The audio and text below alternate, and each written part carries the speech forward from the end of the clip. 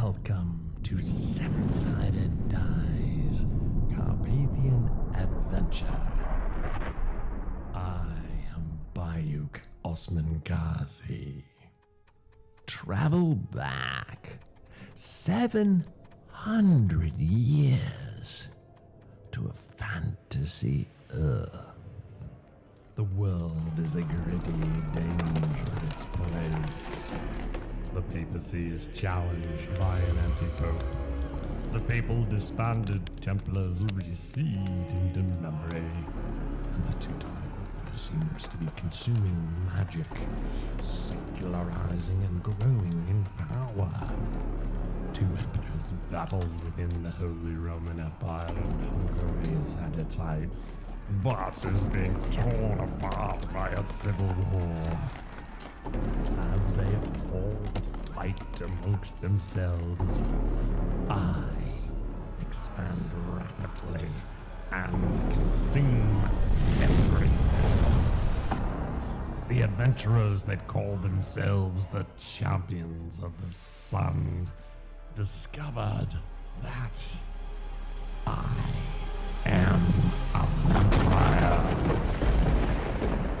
Now they are trying to create a powerful weapon to destroy me. They will never succeed. While many have walked with these self-proclaimed champions, these are the present adventurers.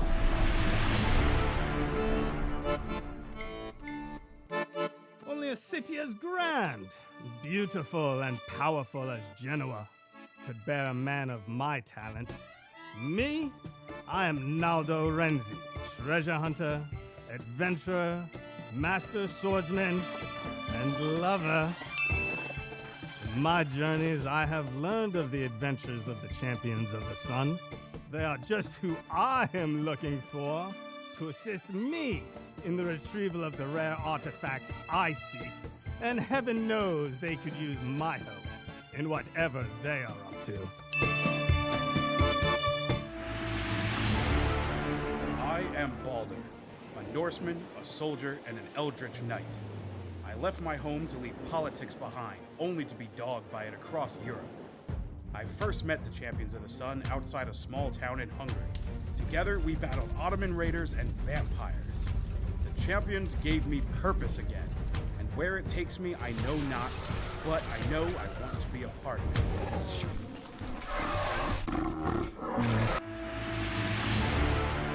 I am Kip Caelan, Ranger of the North, and I am lost.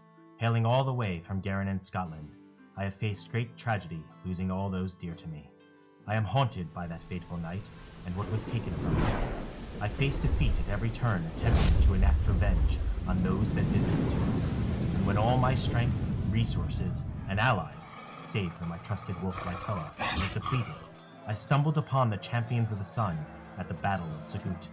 I decided to ally myself with these seemingly capable and worthy adventurers to aid me in putting the lost to rest. It is what she would want, or so she seems to indicate. I am Edric, and I am from England. I spent most of my youth in the Navy. Climbing the ranks, I was granted land and title. However, I did not fit in. A heretic to most. I fled, leaving my wife and children behind. In a city on mines, I met a group that changed my life forever. The Champions of the Sun. In time, perhaps they might help me reunite with my family.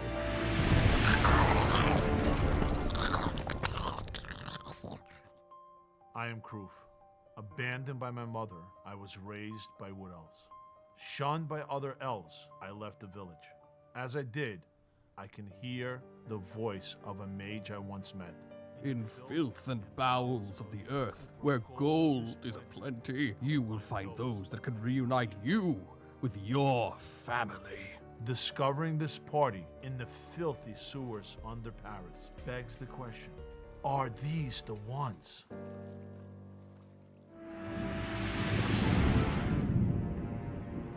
In these dark times, the dead rise and strike fear and feed on the living. I am Baron Andre Franz Hellwing II. I am dedicated to unlocking the forbidden secrets of my family. Through science and God, I strive to make the dead stay dead. Many fear what they do not understand. The raw materials of the flesh.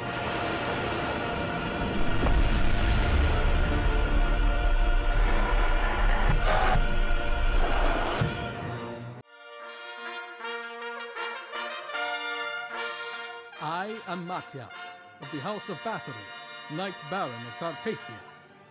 With my traveling companion, Ambria, I was dragged into a whirlwind path by a rogue monk. But those I have met since then have earned my respect.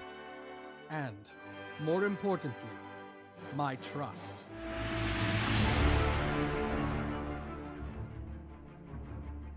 If you meet one who claims to be a champion of the sun, tell me their whereabouts. Better yet, kill them on sight.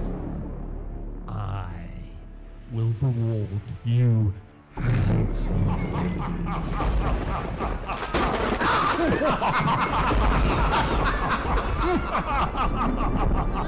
Welcome to 7SD Carpathian Adventure.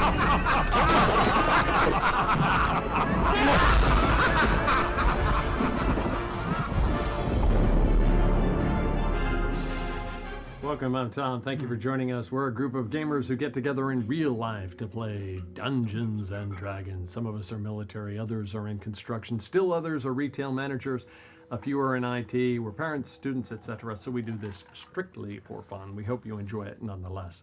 There were quite a few thank yous in our open, except one. We'd like to thank you, our Twitch, Facebook, Kick, and Twitter X followers, and our YouTube subscribers.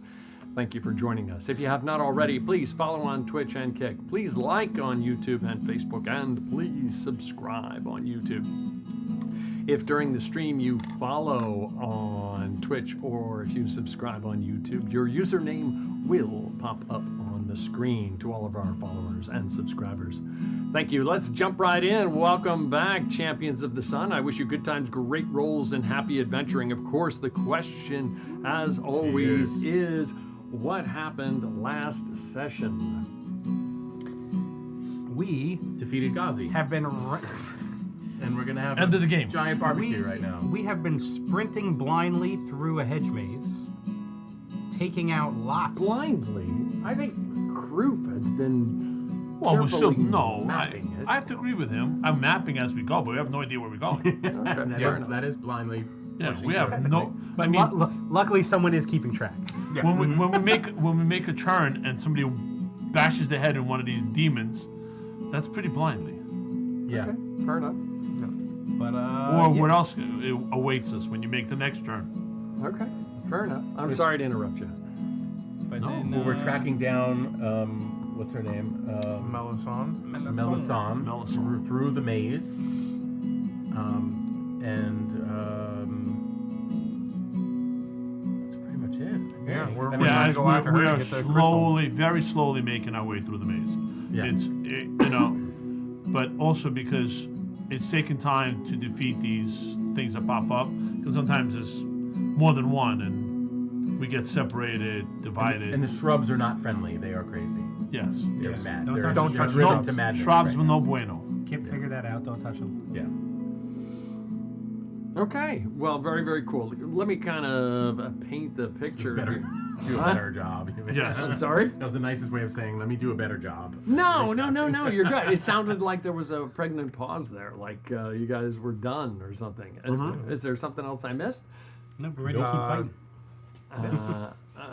Okay, so... That's the noise. Are we still Sorry? carrying around the wizard? Are we still carrying around the wall wizard? Yes, he's right there. Yeah. And you are carrying around the wall wizard with you, kind of bizarre. Parts of the wall wizard. I don't think there's much left of him there. Well, I mean, he's only been dead for like 10 once minutes. No, that's not the Once point. I mount him on my Use him hammer, as I'm a- fairly certain I have to he's use gonna him as come a in human handy. shield about a dozen times. I doubt there's much left there.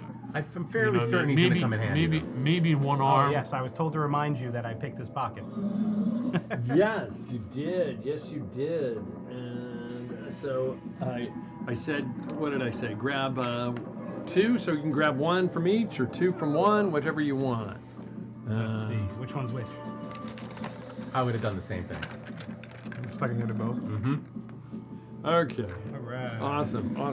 Yes, I did Potion say of that. fire breath Ooh. and a potion of supreme healing. Well, there you go. Fire breath, good to go, man. 10d4 plus 20. Oh my god. Okay. How many heal for? 10.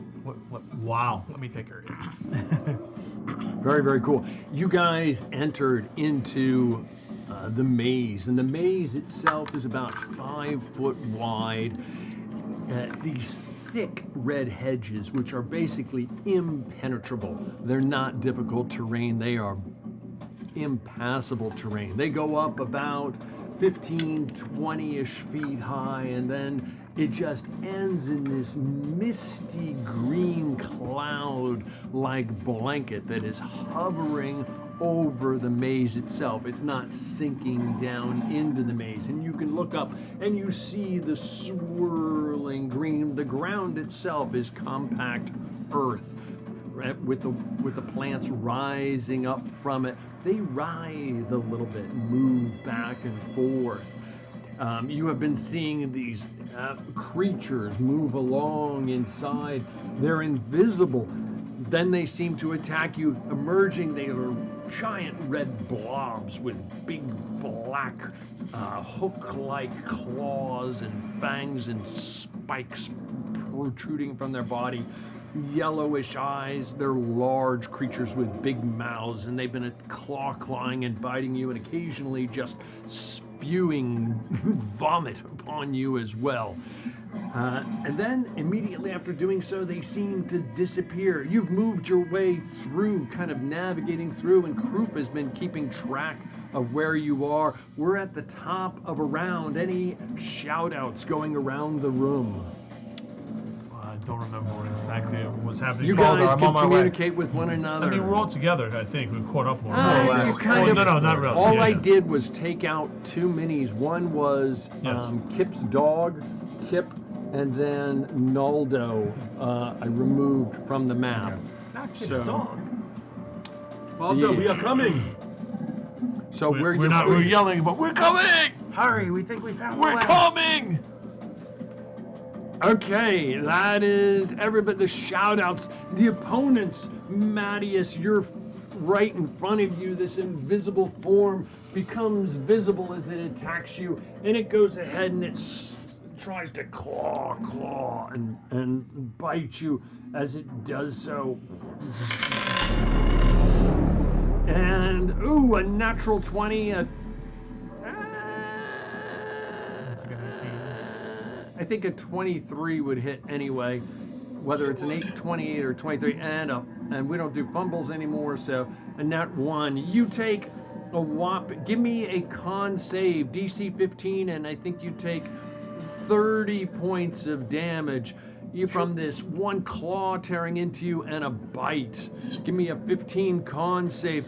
That is the bad guys, and then Mattias, you are up, followed by Kroof, Edric, the Baron, Baldur, then the Baron.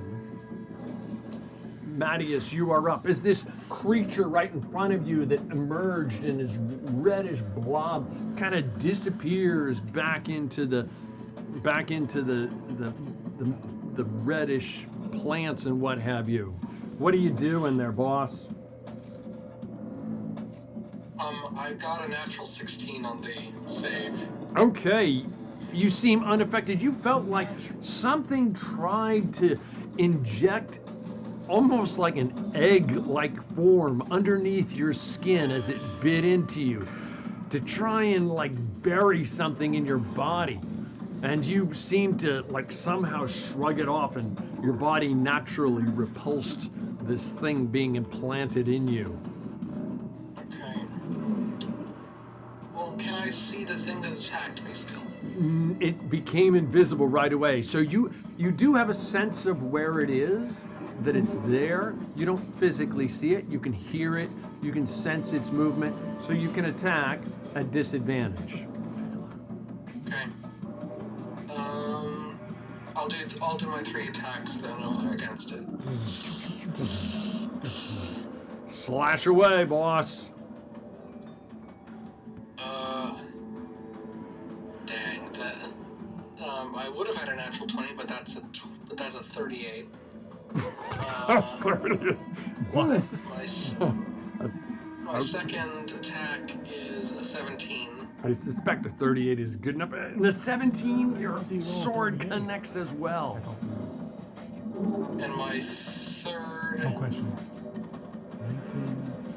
is a 15.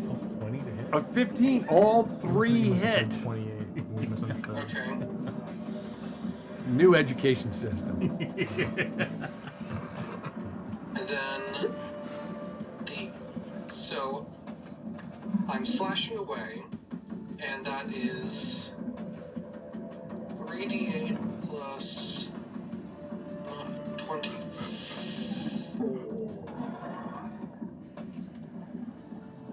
So then that's 44 damage total.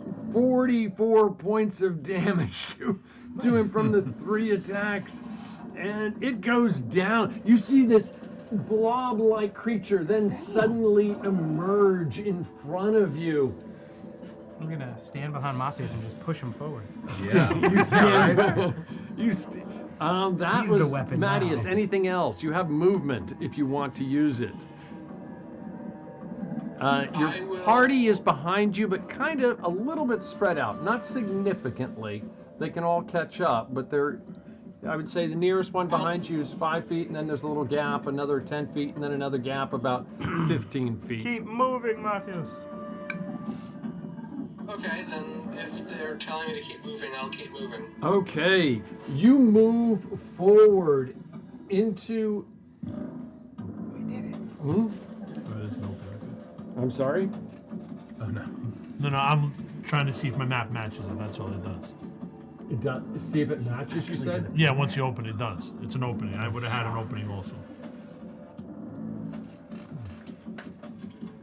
We can do this the easy way, Melis. Give me your breastplate.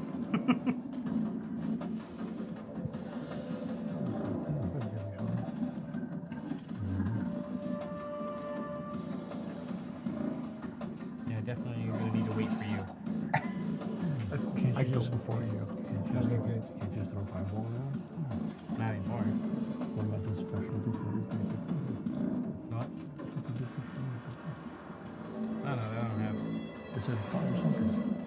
I think I already used them. No, it's the one you just picked up.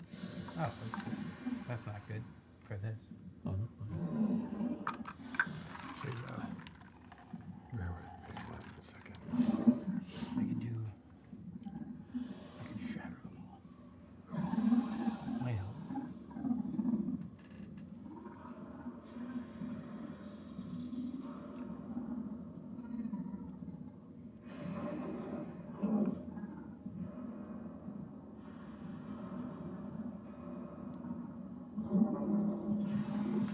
What's it in the corner? Something in the corner. What's in the corner? I don't know. See what I mean? Matthias, Yes? you move forward about 5, 10 feet, stepping over this large red bulbous body there. And in front of you, you see a space in the red hedge walls. The space is about 15 feet by about 15 feet and going up another 15 to 20 feet in the air. A large box, a room, if you will, not a room, but a room in the hedges. At the far end, you see Melisande. You clearly recognize her. Where's Melisande? You see Melisande at the far end of the room. Between you and Melisande, there is a fighter standing there stoutly in plate armor, a large sword, her cape viciously flowing, in the no wind in the room, adorned in plate armor, red with a banner, much like your banner, but in red with a skull on top of it. Melisande is on the other side of the room. Melisande is wearing a large red gown with gold accoutrements. In addition, she has two cherubs floating about her. Ones from she had before. One holding a large staff that is illuminated with fire at the top. The other cherub holds a large sword. The cherubs themselves are somewhat almost ethereal-like. They're hovering around her and in front of her. About her outfit almost looks like a giant, for want of a better word, almost like a giant altarpiece. There are candles atop of it, burning away. She sees you as you step into the room, and she says, "I'm surprised you made it this far. I'm also impressed." Should I take that as a compliment? Well, it was meant as a compliment.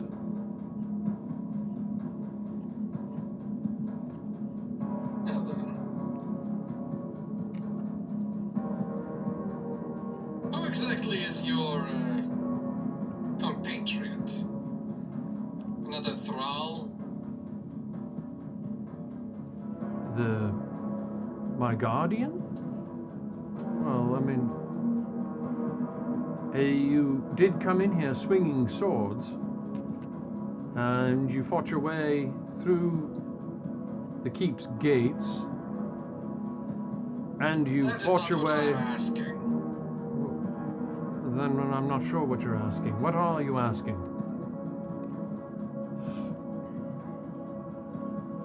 He's being awfully quiet. Oh yes, her guardian nods to her, just standing protectively in front of her. She's clearly ready to swing if need be. Melisande says to you, "I think I know, but please, tell me what it is you want."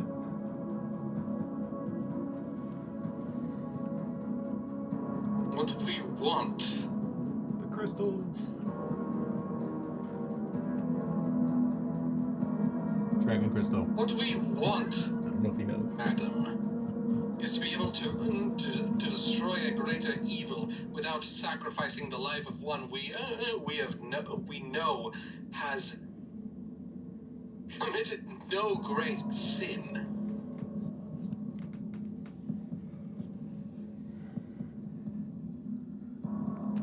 You have my attention. So I know from when we met you in the cathedral that you're the champions of the sun, and you told me you're striving to defeat Ghazi. And is that what you We've been speak doing so of? for years.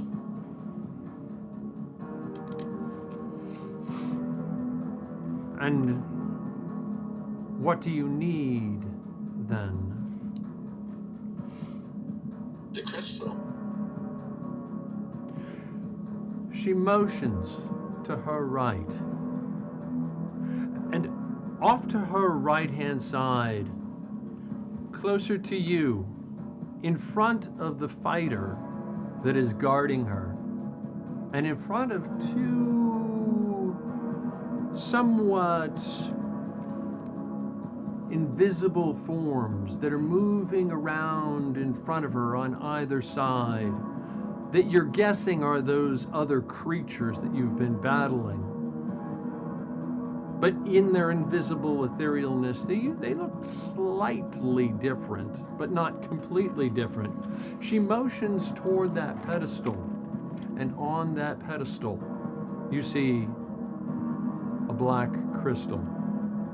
And you've seen crystals like it before. Take it.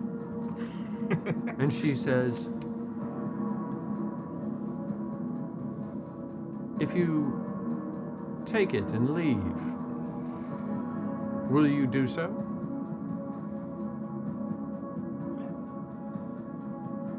I'm not the kind of man who can make a decision like that, all without. Yes! If she lets us take it and leave, yeah. Take it and leave. It's a trap. I walk over and look down at it. Can I see anything that seems off? The crystal is on a pedestal. And on the pedestal itself is a slight mount. It looks like the mount was put there, almost like a pewter, not flask, but a pewter stand, if you will. And the crystal appears to be sitting in that stand. It doesn't look at all unusual. She says, "You've clearly made it this far. I think, as the Pope said to you before, we lived in a unipolar world not so long ago, and Osman Ghazi threatens that. He's turned our unipolar world, or our monopolar world, if you will, into a bipolar world, which threatens our existential existence. So, Come to terms with that now. if you decide to eliminate the threat to our existential existence, you would be doing us a favor, and you would be rising our Pope to greater power. Why would we object to that? Because you objected before. Why would you have originally demanded the price that you wanted us to pay then? Well, If it is so simple as that. it is so simple now. You've strength through power, yes? You have busted through the gates of the keep of Avignon. You have fought across a courtyard. You have fought through the maze that was designed to defend me. And here you stand face to face with me. I have but little left to protect me, but I'm sure my guardian and the maze will protect me to the best of its ability. And you might end up getting what you want anyway. But then you would have to fight your way out. Whereas I could give it to you, and while I can't control the papal guard from in here, I can control the beasts in here. And at least they could guide you out of the maze. From there, it would be up to you.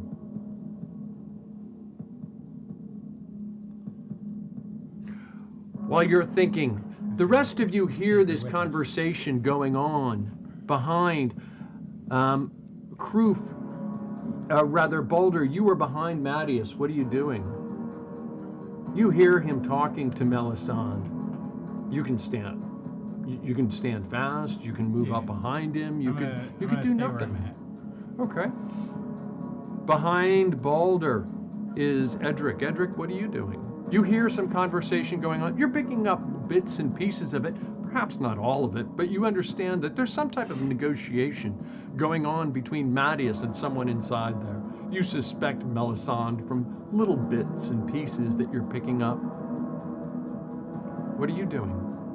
My full intention was to go and heal up Balder. He was my number one priority at that moment in time. You can move forward and do so if you want to. Yeah. Other than that, I would just shout at Mattias. It's like, she's making a deal, and we can get out of here safely with the crystal. And even if I need to, I will use thaumaturgy to make sure my voice is heard. Don't think you need to, but you can if you want. That is Edric. You're healing him. You can just figure it out. The Baron, you're slightly further back, but you could move up, and Krupp, you're with him. You hear little bits of what's going on. It was probably muffled quite significantly by the plants. Oops. Sorry, guys. Matthias is probably all the way up here at this point. I'm just going to move this body, but you do see another corpse in the middle there, kind of piled up. Georgie was in the way. Okay. Yeah, I'm gonna come up there behind Matthias. You hear Matthias negotiating. You probably picked up on the latter part of that. Yeah. Proof, what are you doing? I'll also. Can I say something to Matthias? Of course you can. All right. I'm just gonna come up close behind Matthias, and I'll be like, Matthias, we just need the crystal.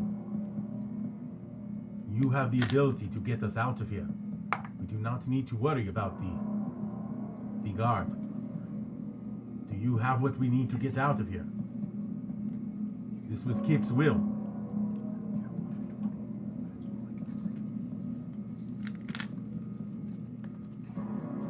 Very well. We do not need to die here. I suddenly feel much better. Kill them all! He's all doped up. Hit me with a shot of adrenaline. And that's my turn. Sorry. Okay, no, you're good. Yeah, I don't. Matthias, I have to agree. she's standing there It waiting. wouldn't matter. She's not like trying to rush you or anything. You see the cherubs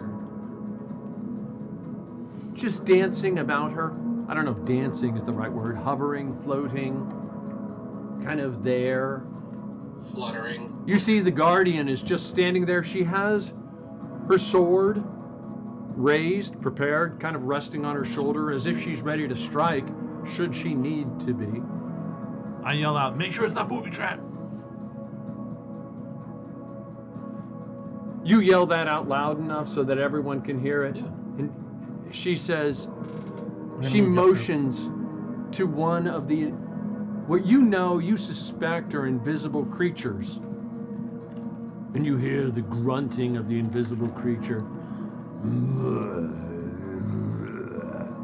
The creature goes forward, and while you can't see the invisible creature, you can sense its presence. You hear its heavy footsteps on the ground. You hear it moving and rustling against the plants that don't seem to affect it. And the crystal somewhat lifts up and kind of hovers toward the entrance into this room, almost as if it's an offering. It's not right in front of you, but you could step forward maybe 5 feet and grab it. She goes, "Your rogue friend is very wise. There are traps throughout here. I think you've even laid some of your own traps." My fault.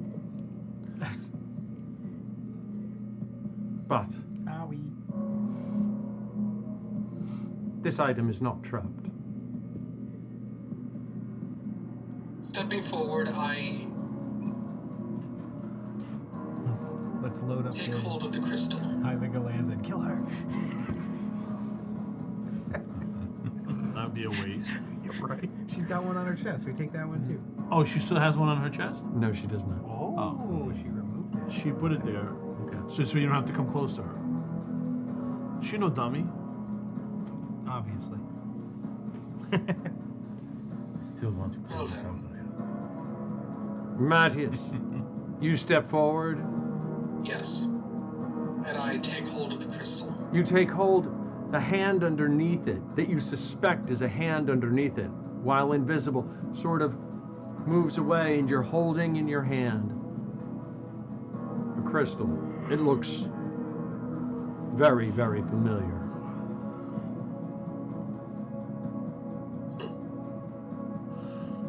Very well then. Have a good day. We are not doing this for you or your master. We are doing this because Ghazi is a menace. Because the very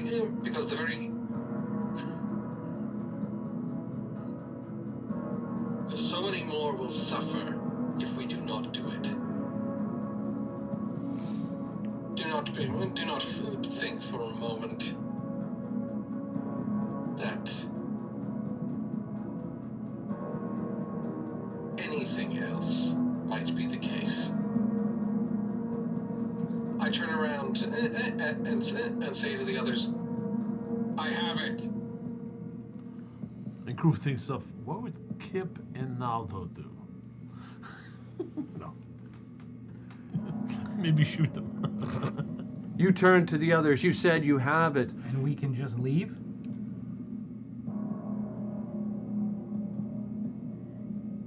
Just like that. I turn back to her and raise an eyebrow.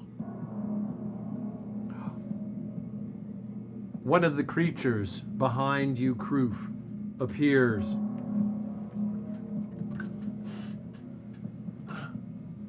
Why Kroof? Behind you, you see this invisible form just suddenly, it's almost like a shadow. It emerges above you.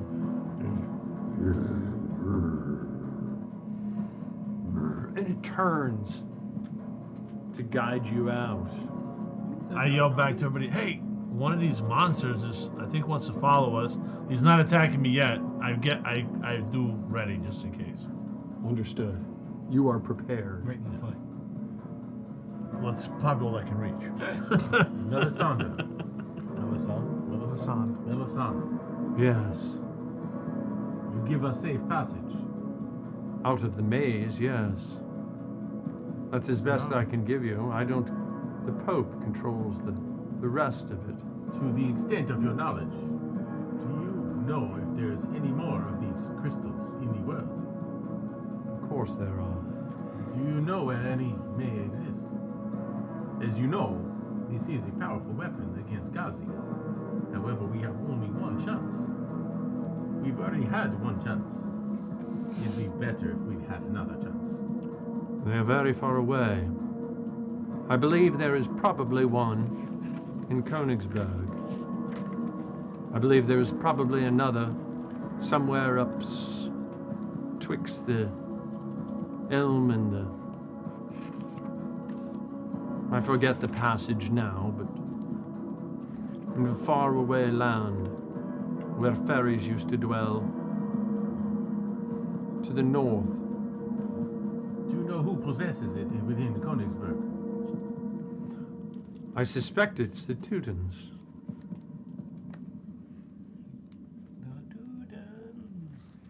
You want Ghazi gone as much as we know do? what it does. Is this truth?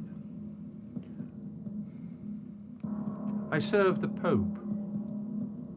I quite joyously do so. Who does the Pope serve? Pope serves God, of course. Who's So, God? could we not all be united for God? I think we will be.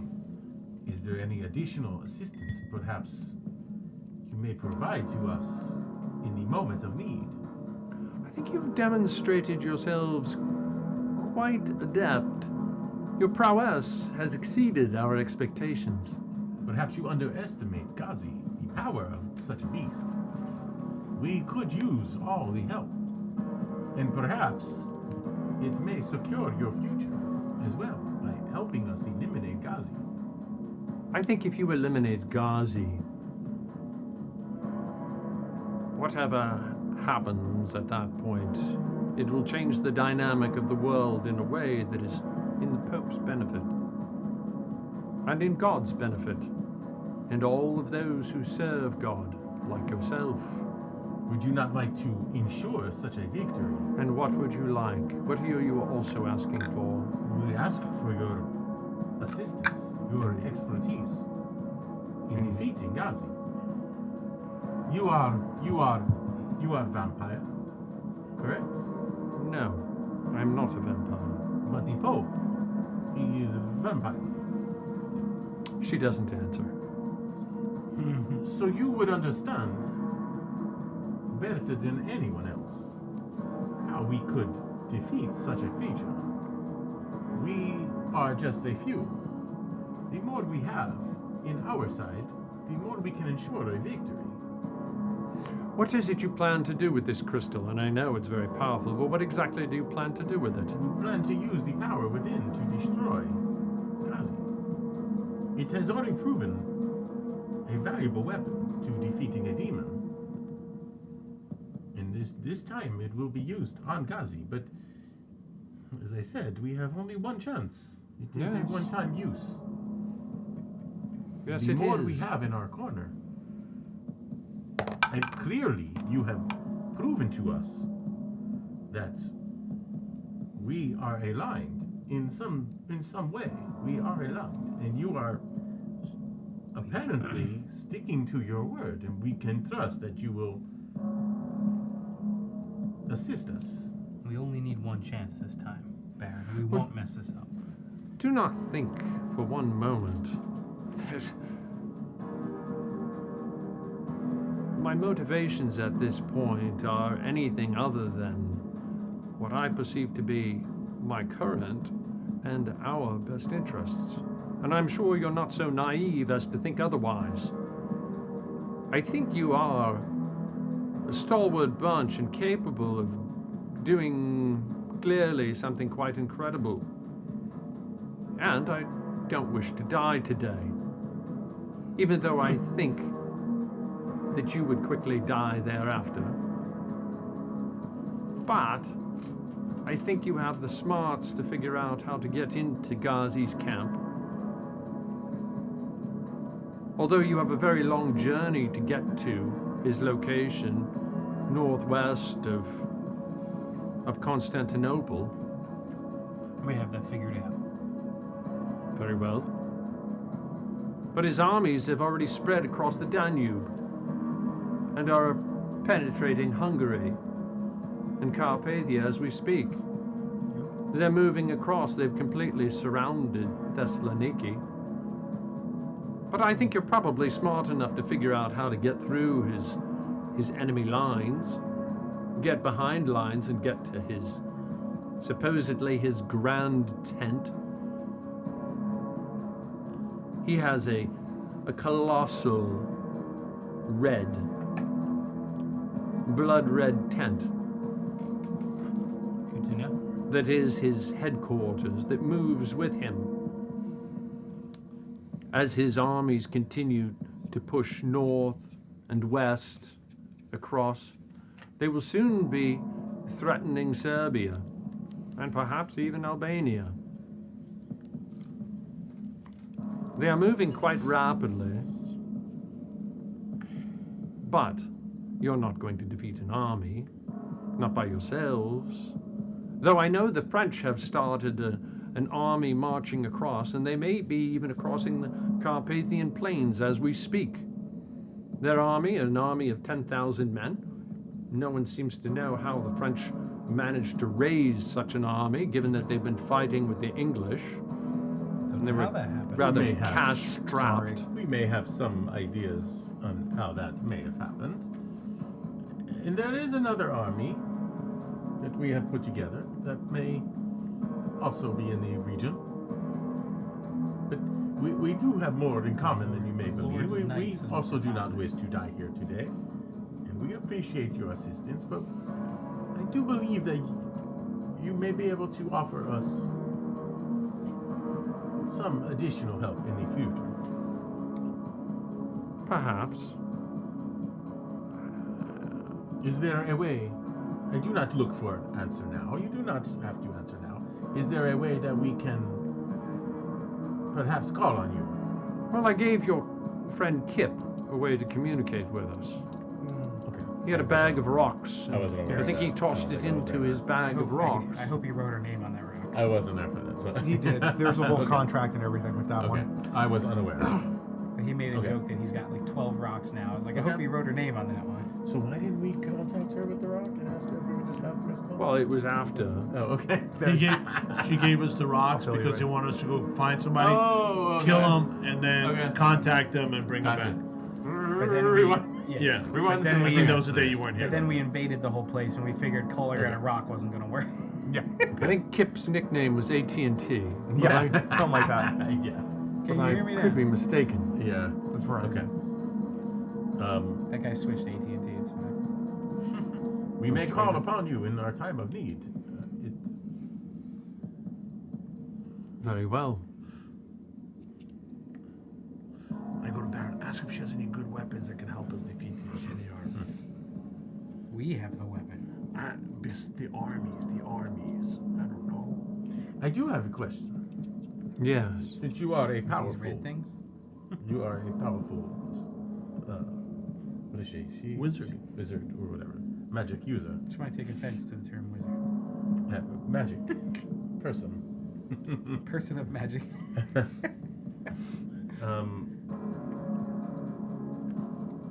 Can we trust you to be able to give us some additional information?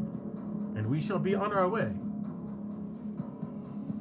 We have some items that perhaps we would like to know if they would aid us in any way against Ghazi. Are you able to perhaps identify some things for us? And we will be on our way. This is extra favor, I understand. This is not... It is awkward for me to ask. For which we are Ask willing her to about pay. the necklace Yeah. and what it does. What I will do is, if you do manage to get out of the keep, is to have someone meet you at the inn. But I don't want to prolong our meeting here while dabbling in spells and what have you. This Or is communicate, have your friend communicate with me, and I'll have someone, not myself, meet him there. And if you're talking about identifying magic items, yes, I can probably do that for you. There was an item that we had in our possession that we had taken from Ghazi. Long time ago. We struggled to understand what benefits this item that Ghazi desired so greatly to return back into his possession. We struggled to understand what this item did in particular for Ghazi. It was an amulet that he would wear, and it was... The Pope should have one. Yeah. The Pope was have.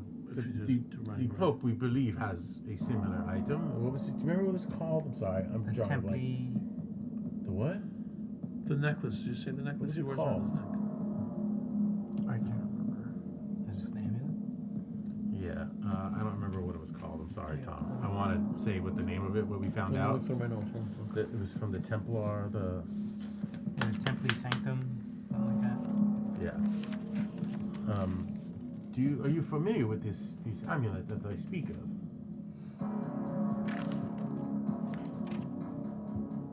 If you speak of an abraxas, Yes, that's the word. Yes, That's it. Yes. Very good. Very good memory. yes, I am familiar with it. What benefits does this give Ghazi? Your vicar, your spokesperson on earth, wears such an amulet. There are those that would want to bring harm to him, and it would be inappropriate of me to discuss it further. This is understandable. Is there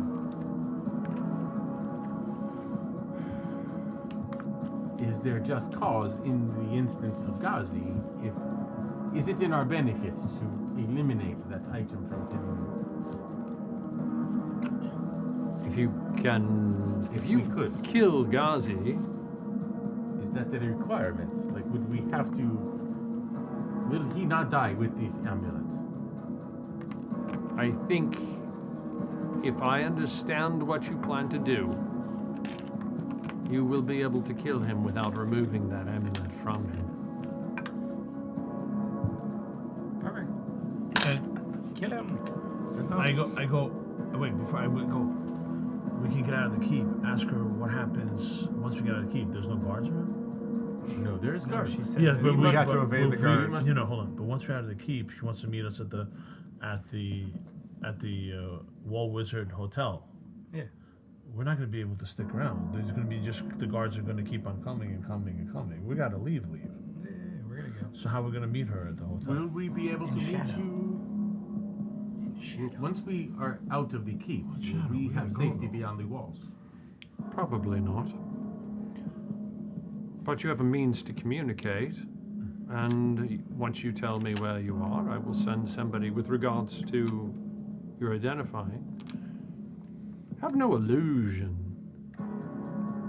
You fought your way into the holiest of holy sites, killing multiple guards along the way, and then killing more guards to get to my maze. And while I am a servant of the Pope and a servant of God, I cannot in any way excuse or forgive that behavior. I will, of course, ensure your safety out of the maze, but that is as far as I can go. I yell out from the back. Can you communicate with the Pope? We mean no further harm to anybody else. We will leave in peace. This way no one else has to die. Not us, not any of your people.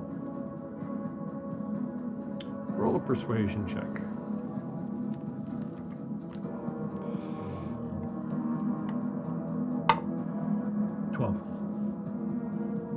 She says, I will reach out to him.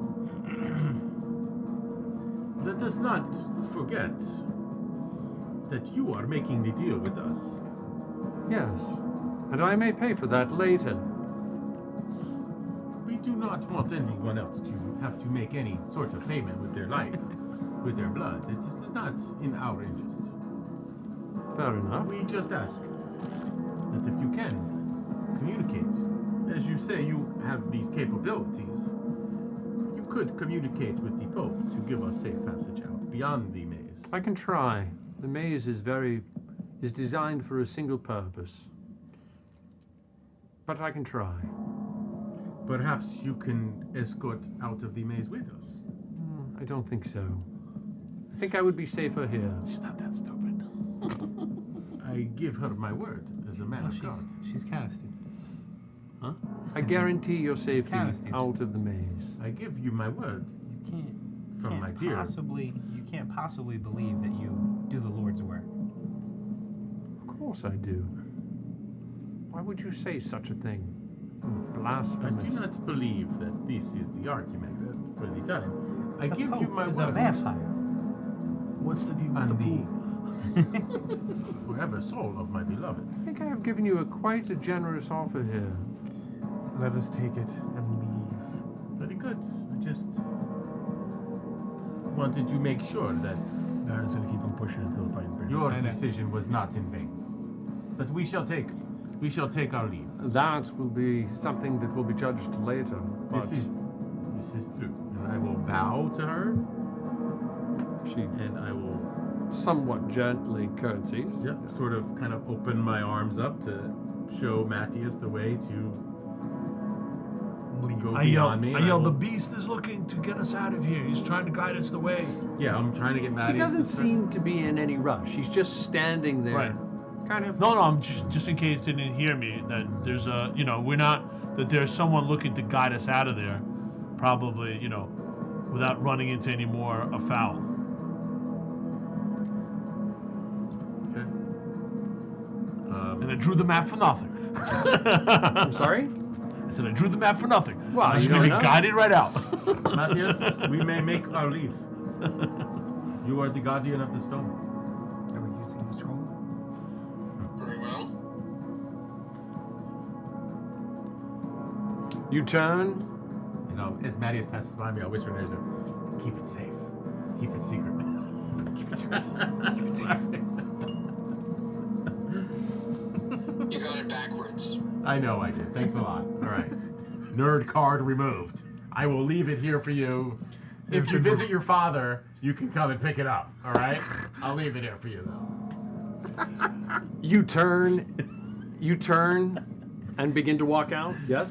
No. If I see everybody starting to nudge this way, I'm gonna start following the beast, but I'm gonna be having my head on a swivel just in case things turn sour. Last, so I'm gonna wait for everyone to start turning. And Just in case things turn sour, I'm gonna be ready, on guard, just in case. And I just repeat to the Baron, she can't possibly think she worships the Lord. This is not a time for that. Baron, did you find out what the deal with that pool was that got melted? I mean, he's a vampire, and people burst into flames when they get baptized. It's not the Lord. He melted. He didn't burst into flames. I mean, I make people burst into flames sometimes. You do too. He melted. He did not burst into flames. He melted. I sucked the living life out of someone, and well, the Lord is against you too. Proof is thinking myself. The Lord is my savior. Proof is thinking. Who did he He get? allows Who me did to do such things. partner up He will with forgive here? me. Like Okay, we're gonna start. So we're gonna start. Yeah, we're gonna Start our way back out. Okay. slowly I still have my following. spirit guardians on, by the way. The line gets somebody tries fuzzier to and fuzzier. somebody tries to shank me in the back, they're gonna get a face full of angry ghost ladies. All right. And I still remember where I put my caltrops. If there's any chance that I could collect those back up again. You only threw one, no? No, it's a bag. You have to drop a whole bag. Yeah, but right at the beginning when we first. No, it was right here. We had them To make sure. You made another one? You made two? No, I dropped one batch last time around to make sure that nothing would come up behind us. Or at least if they did, it would be painful. Okay. So I still remember where they were, and only if I can collect them, I would like to. Where are they?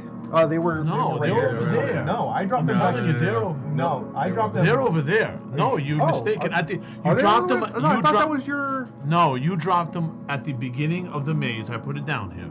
You dropped them at the beginning of the maze, No, so I nobody thought would I come dropped- into the maze. I He thought wrote it I. down so you can pick them up. Yeah. Out we okay. go. It's fine. I know my character would No, remember I exactly where they know were. I thought I exactly dropped where it was. them. That's I not thought I my dropped them memory. sooner. No. It was sooner. As soon as we walked Or in the no, maze, like it's been there. more recent than. No. Okay. You only No, dropped if it one you time. if you wrote it down, I trust your. It's right there also. Yeah. Naldo Nadia threw it steps down. on it and Tom triggers didn't it. move it. Huh? Tom didn't move it. No. It's. I remember one time. Well, I moved it to clean up the map, but Oh, then I right. put it right back where it was. Yeah. Okay. So, you guys, the creature hulking in front of you is visible and guiding you. And you can tell he's visible. Every once in a while he looks back to make sure you're still following him. But you sense that there's a couple more up beyond him that are invisible. You can hear them. You can sense them moving as you weave your way through the maze itself. The creatures moving in front of you are moving relatively slowly, and you get a sense of where the caltrops are. And as they're moving slowly, they seem to pause and kind of step around over them very gingerly, so that you can, if you want, pause and pick them all up again. I would very much like to do so. You go ahead and do so, and I believe there's your caltrop. You have Sir? your. It takes you a moment. Oh, they're like. It takes you a moment to collect him up. The gap kind of expands, but you quickly compresses. At the very, very back, Baron, you have a sense that there's a couple of these creatures just kind of following along behind you. Not like they're ready to attack per se, but if you were to change your mind, they would probably be there as a barrier. Yeah. You leave Melisande and her guardian and her other two creatures behind that you sensed were a little bit different than the others, Mattias. And eventually, you guys meandering through, and you're keeping track on the map that you drew out, meandering through with the green gaseous overhead and the walls, you eventually come to the opening. The one beast-like creature steps aside and kind of, like as if that's as far as he is going. He, she, it is going. Okay? I'm gonna turn back in towards the maze. I know I can't see her anymore. She remained where she was. But I'm gonna call back, Melisande. We do not want any further bloodshed. And I do apologize now if the gods do not let us pass. But I thank you for your assistance. May God bless your soul. She melts at that point. No. Turn to walk away. You are watching the Carpathian Adventure on 7-Sided Die, and the party's just left the maze, and we will be right back. Very cool again.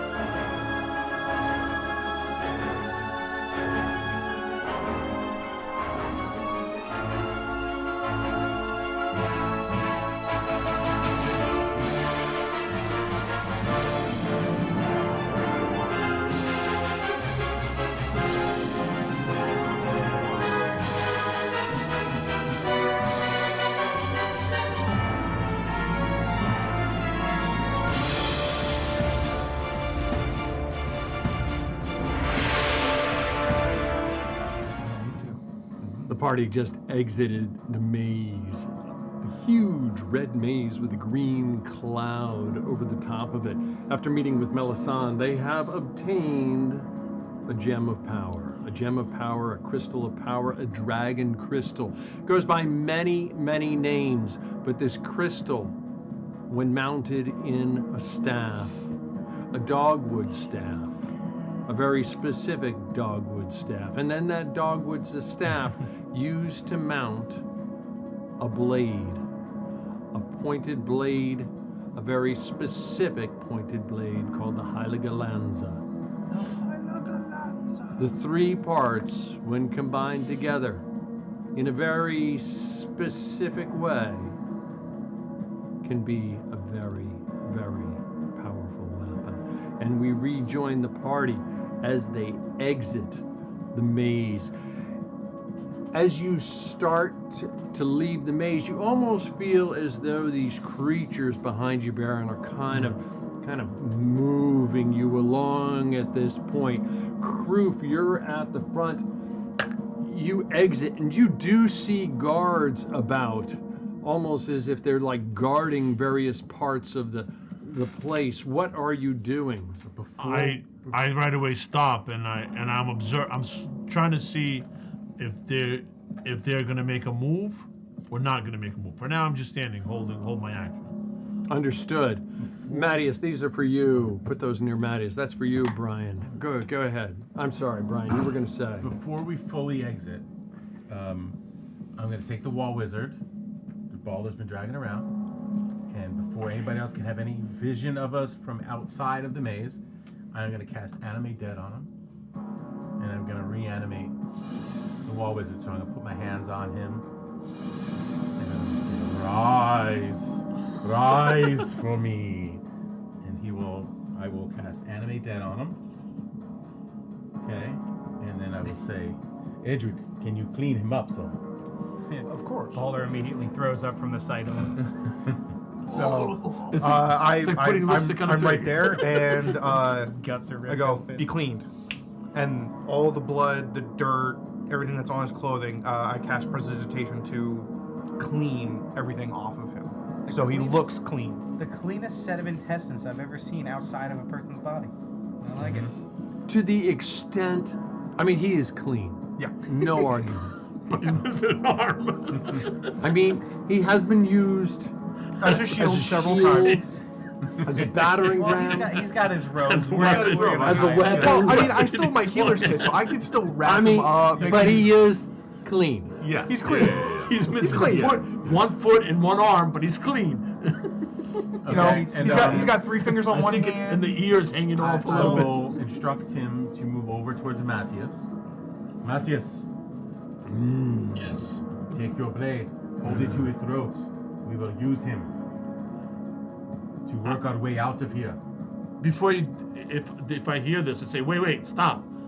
There's guards out here, and they're not moving. I don't think we need to do that. It is okay. Melisande. You don't need to put the blade to his throat. Melisande has contacted the Pope.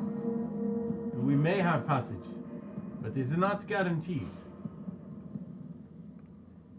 Matthias, it is you to communicate this to the guards.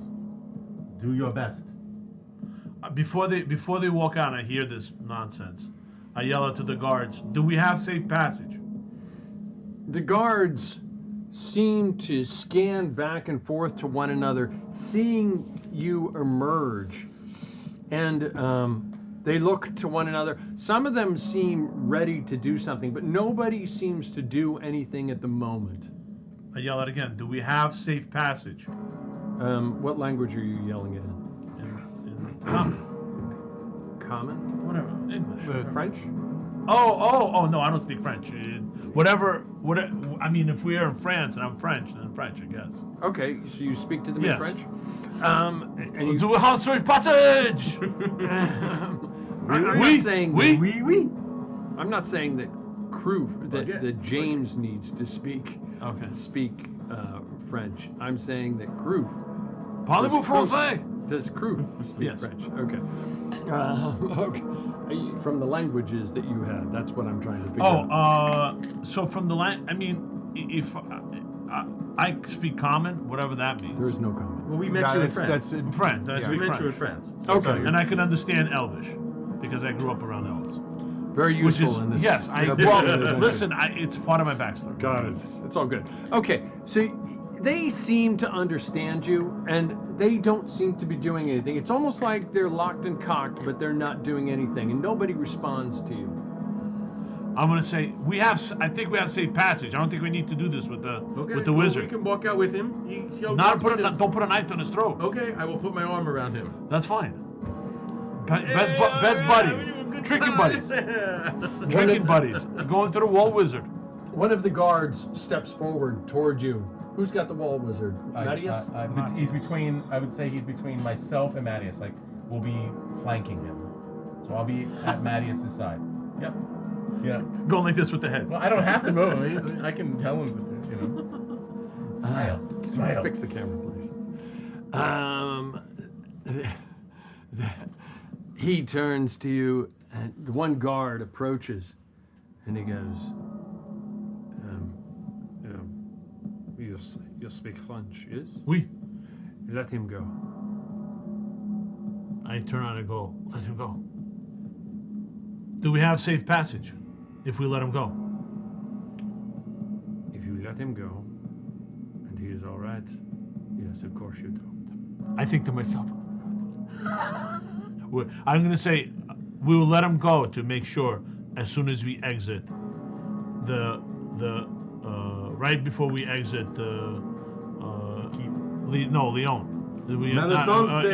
Melisande said he would escort us out of the grounds. This is her word. Avion. As soon as we leave at the gates of Avion, we will let him go. No problem, absolutely. But it just gives us one more insurance that we will have safe passage. We don't want any more blood spilled, yours or ours. The guard seems to look at the wild wizard. You okay there, Reiner? Yes. Okay. He seems to look at the wall wizard between you and the Baron. And he turns to the wall wizard and he says, are you all right? To the wall wizard. He nods. So you tell him to nod? Yeah, I can control Yes, you control his head. Yeah. And he nods. And he's like,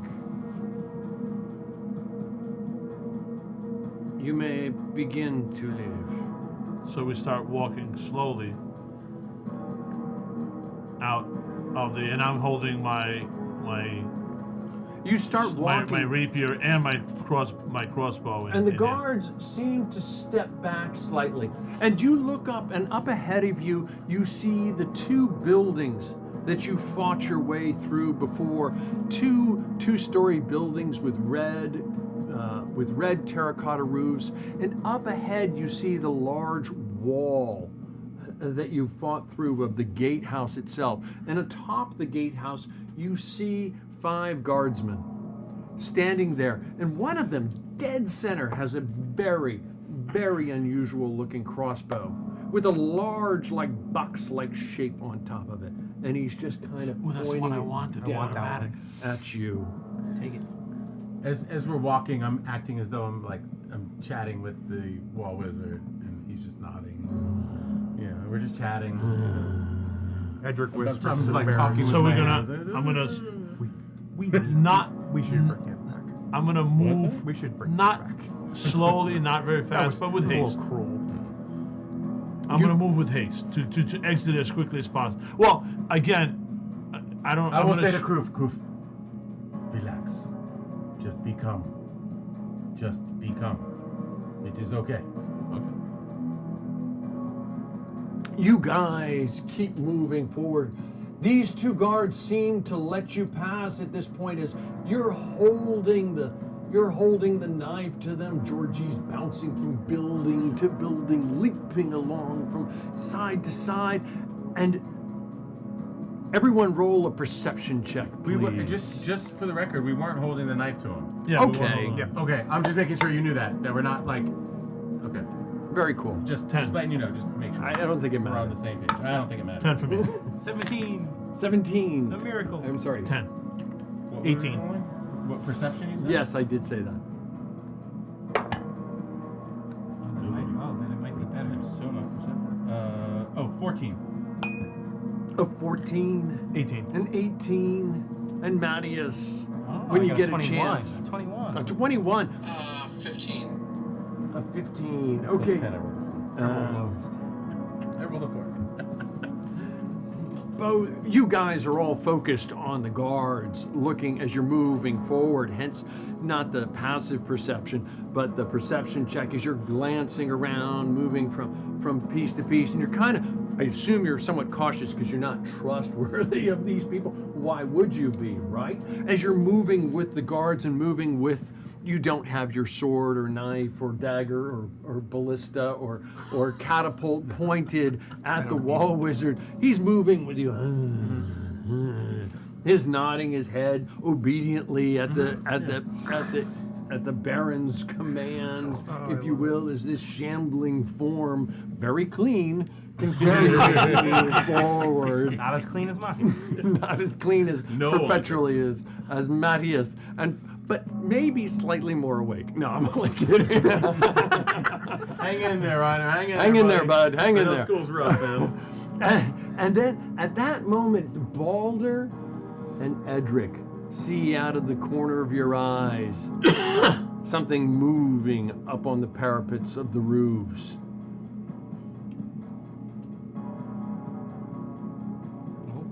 You glance up and you see, leaping from building to building, what looks almost like the gargoyles that came off of the cathedral and came off of the building. You glance up and you see that there are gargoyles all over the place. You didn't mention gargoyles, guys. Let's just ride it for it. You didn't mention gargoyles. And at that moment, some of the gargoyles leap down at you, and they seem to be leaping at the wall wizard themselves. They just whoosh, kind of jump down to try and grab him and lift him up.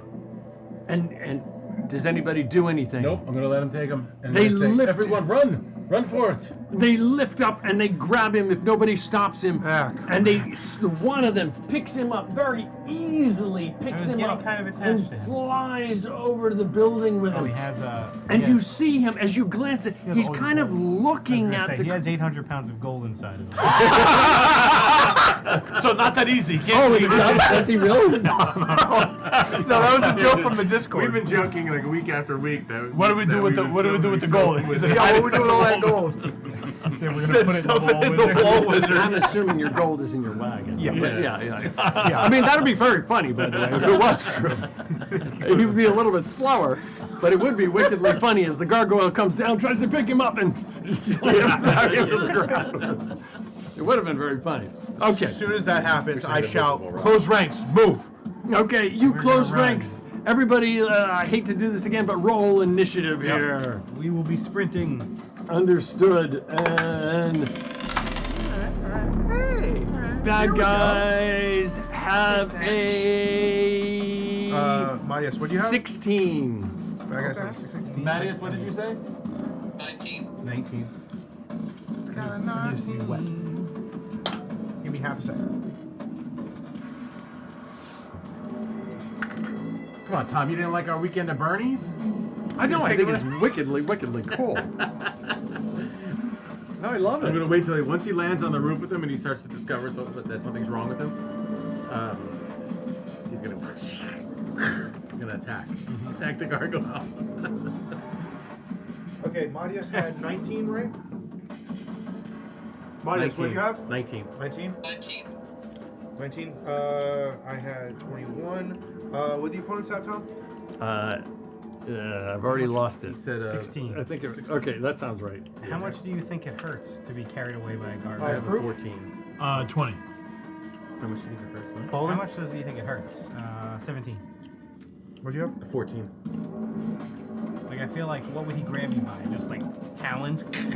Yeah. Come with me. Well, I'm assuming he's not trying to hurt him. He's probably trying Using to his hands, He's just trying to hugging save him and get him to safety. And then they're gonna realize that he's you may not realize that he's dead. No. I have him go like this to the gargoyle. How intelligent is a stone gargoyle? Thank you. Not that they can talk. But he's gonna give them a thumbs up. Alright. He looks solid to me. And they're gonna make him pretend that he's casting a spell. I just wave your arms around. Okay, Tom, initiative's That's up. that fireball we all know and love. He's doing a fireball spell because I've seen the other guys do it. He's going. Okay, any shout outs going around the room? Somebody said, Edric said, close ranks. Yep. Everybody, and that's Edric. You're up. What are you doing? I'm just gonna stay kind of in the middle, and I am going to. I'm gonna hold an action. Okay, that is Edric. And what's your trigger? My trigger is if any enemy comes within melee range to try to hurt us. Okay, and then you're gonna do. Well, it does bend. Yeah. I guess Got we it. can't move together as a That group, is like Edric. that. Kroof, you are up. What are you doing? I am. You see these worry about gargoyles swirling around you. One swept down, picked up the wild wizard, and flew off with him. You could tell he's looking at him, kind of examining him. I'm walking fast and just scanning with my crossbow everywhere. If anybody makes a move, I'm going to start shooting. Understood. You are holding an action. You because as soon as somebody makes a move, Mattias, you see these gargoyles sweep down, kind of dive in, grab the wall wizard, and then one of them flies up on the Are we roof. dashing or no? Yeah, we're running. Run. It's fine. Don't worry about it. The door's closed at the moment. Oh, the door's closed? Yeah, at the moment. Okay. So 1, 2, 3, 4, 5. So 6 is right here. Okay. That is Kroof. Mattias, what are you doing? Moving ahead, standing fast, guarding the group, closing fast with them? Something else? I think I am moving forward. Okay, you move forward. Just put him up with Kroof for right now.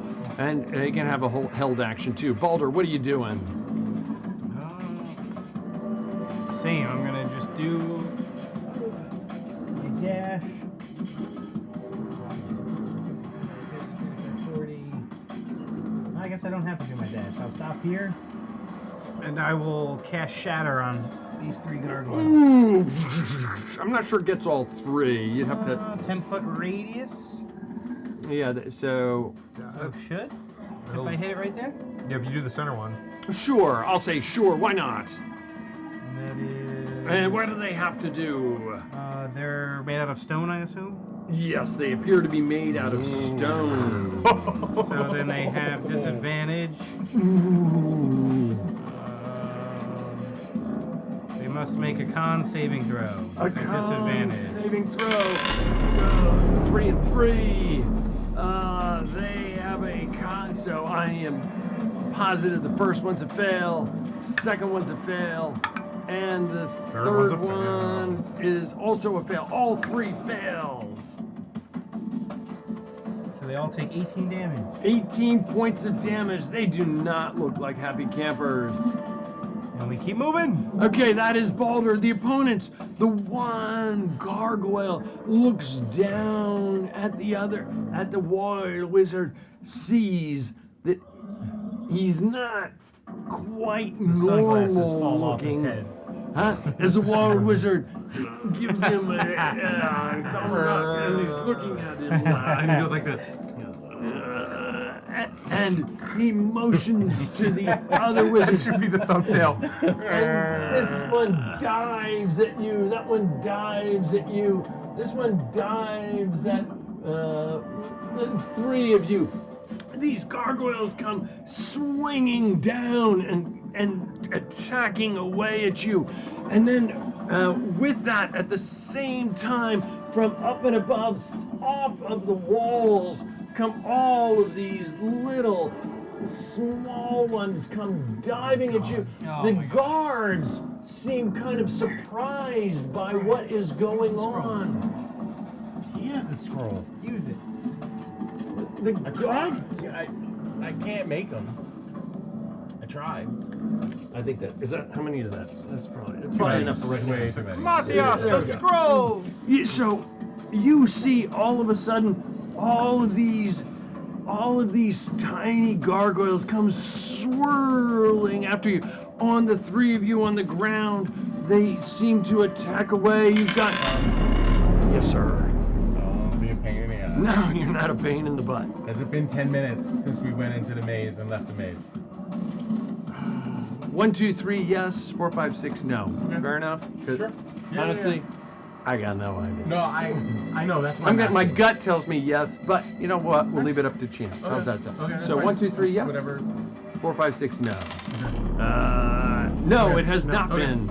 Oh, it has not been. Has not been 10 minutes. So my spirit guardians is still up. Very So cool. When they dive down, Okay, understood. it's an 18 wisdom save. Okay, let me get to that Yep, first. nope. Let me do the Yep, first do 3 that. up ahead. Because then I have And my then reaction too. Just remind me when we get there. Okay, and then on Kroof swinging away, these 3 come where's Kroof? Kroof is over here. It's slashing away. One of them is a critical hit. You literally take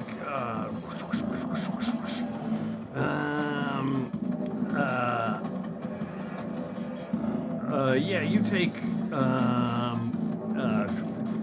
20 and 10. You take 30 points of piercing damage as they cut into you. Dodge. Uncanny dodge, and you have it. Understood.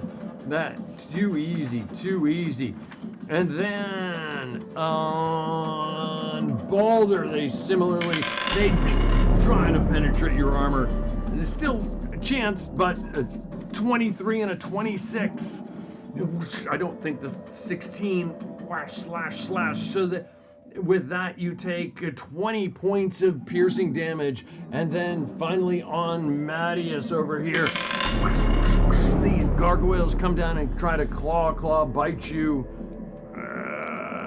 What is that? I'm gonna call it a no, and a 21 on Matthias. All 3 of these gargoyles are slashing away at you, and none of them seem to penetrate. The Baron, 2 of them dive down at you, and what happens to them when they... DC 18 wisdom save. I'm gonna use my reaction to attack the one that attacked Matthias. Okay. 16 hit? A 16, does a 16 hit? Yes, it does. Yes, it does. So he takes 16 more damage. 16 more on top of that one over there to the right. Understood. He is up but not looking good. Understood. That is, he is up but not looking good. Well, he's looking wounded. Okay, that is your reaction. What happens? These ones dive at you. Anyone within 15 feet of me has to make a wisdom save. DC 18. A DC 18 save. I'm gonna say within 15. This guy's diving at him. This guy's diving. So I'm gonna say all of them. Make sense? Yep. Yeah. Why not? These guards seem to back up. They almost seem surprised at what's going on at this point, if you will. Okay. Okay, so 1, 2, 3, 4, 5, 6. 1, 2, 3, 4, 5, 6, 7, 8. 8 of them, right? They need 8 saves. So I'm gonna roll 6 of them and then 2 more. Make sense? Yep. Okay, 6 of them, and it's what kind of save? 18 wisdom. Wisdom. Ooh, they are -5. I don't even think it's possible. Oh, God, no, it's not. And the last 2, I don't even know why I'm rolling. I don't think it's possible. A natural 20 could save them. But no. 14 points of necrotic damage. 14 points of necrotic damage to all of them. Okay, understood. Anything else that does? Nope. Okay. For him, no. For me, my reaction comes in. Bingo, go for it. So I'm going to attack this one using Green Flame Blade. So it's my standard attack with my weapon. So rapier. That's a 20 to hit. A 20, of course hits. Okay, and then it is D8 plus 3 plus another D8. So that would be 10 points of piercing damage, 1 point of fire damage to that one, and then Green Flame Blade does leap to another creature within 5 feet of it to do another 1d8. And what kind of damage is your Green Flame Blade? It's fire damage. Fire damage. And yeah, it does another 1d8 to that second creature. So that's another 7 points. So it was the 10 and 1 to this guy, and then 7 to this guy. Okay, the fire, you see, doesn't seem to affect the stone-like creatures at all. Okay. So what was the total damage there? The total damage Without the was, fire. Without the fire was 10 points to the 1. 10, so on top of the Baron's 14. So you see, the fire doesn't seem to affect the stone-like creatures there. Anything else, from any other reactions that I skipped? Okay, on the 1, 2, 3, 4 of them, dive away. I'm just going to use the first 4 dice here. Dive away, because I don't have a combination of 4. What are we? So on the Baron, an 18, an 11, and a 21, and a 25. So 3 of them hit you. You take 40 points of piercing damage unless you have something else. And then on Edric, the next one's, hey, look at that, a natural 20, a very, very high, very, very high, and a very, very high. You take 50 points of piercing damage. And that is the bad guys. The Baron, you are up. Okay.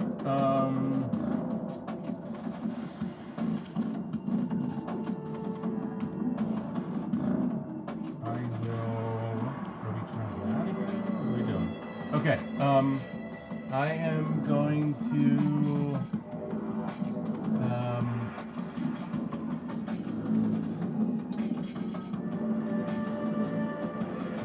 I'm gonna, oh gosh, I gotta get out of this mess, but I don't know if these things will survive another round. This is tough. Okay, I'm going to, disengage as my action. Okay. And I will run past them. 10, 15, 20, 30. I'll come right in here. You can push on the other side of Kroof if you want. I Okay. think you could go through a friendly character. Okay, I'm going to try to get next to Mattias. Sure. Right in there. Yeah, and plus Mattias would protect you, yeah. And I will use my bonus action to do a commander strike. I'll call commander strike using my superiority die. Nice. For Mattias to make, as part of his reaction, you used your reaction already, right? Mattias can use as part of his reaction to make a melee attack against an enemy. And then when you do so, you can add 3 points to your 3 points to your damage. So Mattias, you get to make an attack there as a reaction that the Baron has prompted via his one of his special abilities. So roll away, please. So there's a guardian to your right. Yes, indeed. Not a guardian, a gargoyle. A gargoyle. And I will focus my attention on that one first. Okay, so swing away. You have your Baron's gifted reaction. Roll to attack. One attack. 29, A 16, 29 and hits. 23. I think it's just one. Yes, 29 hits. Roll your damage. In that case, another 13 points of damage. 13 points, and that one was plus another 3. Because superiority die gives him an extra 3 Understood. And that one was wounded by multiple people before, and it just sort of explodes, and little bits and shards of stone go flying every which way. Awesome. Anything else, Baron? No, that's it. That is the Baron. We're at the top of the round. Any shout-outs? Anybody shouting to anybody else? Run! Get the hell We out must of here. exit. Run. Yeah, but the gates are closed. Matthias, we need the scroll! Right? Tom, the gates are closed. There's nobody gets The through. door is door is closed. Door's closed, right. Alright, he says There's he's no, gotta you go. know, everyone we get know close. that it's probably Okay. locked from the other side, but it's probably not locked from this side. But the door is, that'll at the be- moment, closed. I don't know if I can get close. Okay. Everyone that- get close. That Come at this. is the top On of the round. Matthias. Edric, you are up. What are you doing? Okay. Run! So I'm going to disengage as my action. The only problem that I see is since I'm disengaging from these 5, I don't know about these 3. No, disengage is the whole turn. I'll give it to you. Yeah, Okay. I'd say it's the whole. But I'll then buy I'm that. gonna run up to get within, basically right about there. 'cause that's You got it. 5, You're 10, within 20. Mattias's That's as far as I can protective arc of Yeah. Yeah. holy It's an aura, arc of armor. arc of Yeah. armor. That's where I get. That's my action. For my bonus action, I don't think I can do anything else. Just give me half a second to take a look. Disadvantage on attacks. Nope, that's it. I can't do anything else. Okay, that is Edric Kroof. You are up. What are you doing? I'm going to. What is there a gargoyle that's been damaged? There's, I think, all of them Yeah, have one been to your left. The damaged. one to my left. I'm gonna. A little bit. All gonna- of them have been damaged. I'm gonna shoot a crossbow at it. Well, except for maybe this one. Yeah, I mean right next. Oh, to it. actually, that one has been damaged as No, well. I'm Yeah, gonna the shoot. shadow. I'm gonna shoot a crossbow at it. Okay. Now the wall wizard's just up there giving him finger guns. Yeah. Well, there is stuff they're going like this. 17. A 17 does hit. I don't know if I had to use my bonus action to make my enemy dead guy attack or not. I should have checked that. Wormwood dice? They are nice dice. I have a set at home. The original resin ones are really nice. I have their gray ones. You can use a bonus action to make an attack. 23. 23 points, and your arrow does hit it, and it does penetrate it, but you get this sense that a piercing doesn't seem to do as much to the stone. Anything else? No, 23 you said, right? Slashing wouldn't do anything either then. Well, you think that piercing seems to do slightly, slightly less. So Pounding. I will try, but I doubt it. I'm gonna try to also hit him with my rapier, but I doubt Okay, it. Because I don't know got any it. better. I'm just stupid. Yeah, sure, go for it. 21. A 21 does hit. 4 points. 4 points, and it's piercing? Slashing. Rapier. Slashing. It's, Rapier. Okay, it seems to do a little better. Oh, shoot. Missed on that See, one. they're not so stupid. Which one was that one? Whatever was. That one, got it. Okay, he is not looking good at I all. should have done a sneak attack on him. It is not looking good. That is Kroof. Mattias, you are up. You are standing in this midst. Edric is to your rear. To your left rear is Kroof. To your right rear is Balder. They're all kind of hovering around you. The Baron is in front of you. 2 gargoyles are attacking. They're not in your immediate vicinity to be able to immediately attack unless you turn around and go the other way. He's like, I just want to go to bed, guys. Get us out of here, Matthias! Get in closer, everyone. We are. We're holding We're hands. here. We're all holding on to you. Where to? Shaking him awake. Well, we could either go to Constantinople or we can go where he was saying where there's another shard. The other shard is in Constantinople? Bonusburg. Too far. Constantinople. Too far. It's too far. Well, Constantinople. it'll take us Yeah. weeks to get To Constantinople. the army in Constantinople. Yep. Take those two Jonas. I see. A little haste would be good. With that, I activate the scroll. Use the meth that I gave you earlier. Wake up. You pull out the scroll that Marius, you obtained so Eons ago. many years, real time and game time ago. 6 years. Or is it 5? From 6. the queen of the Byzantine Empire. 6. Is it a one shot use? The scroll that would take you to a secure location in Constantinople, in the palace of the queen of the Byzantine Empire. I'm sorry? I was asking for good with the queen. I didn't want to go from the frying pan into the fire. We're good. Okay.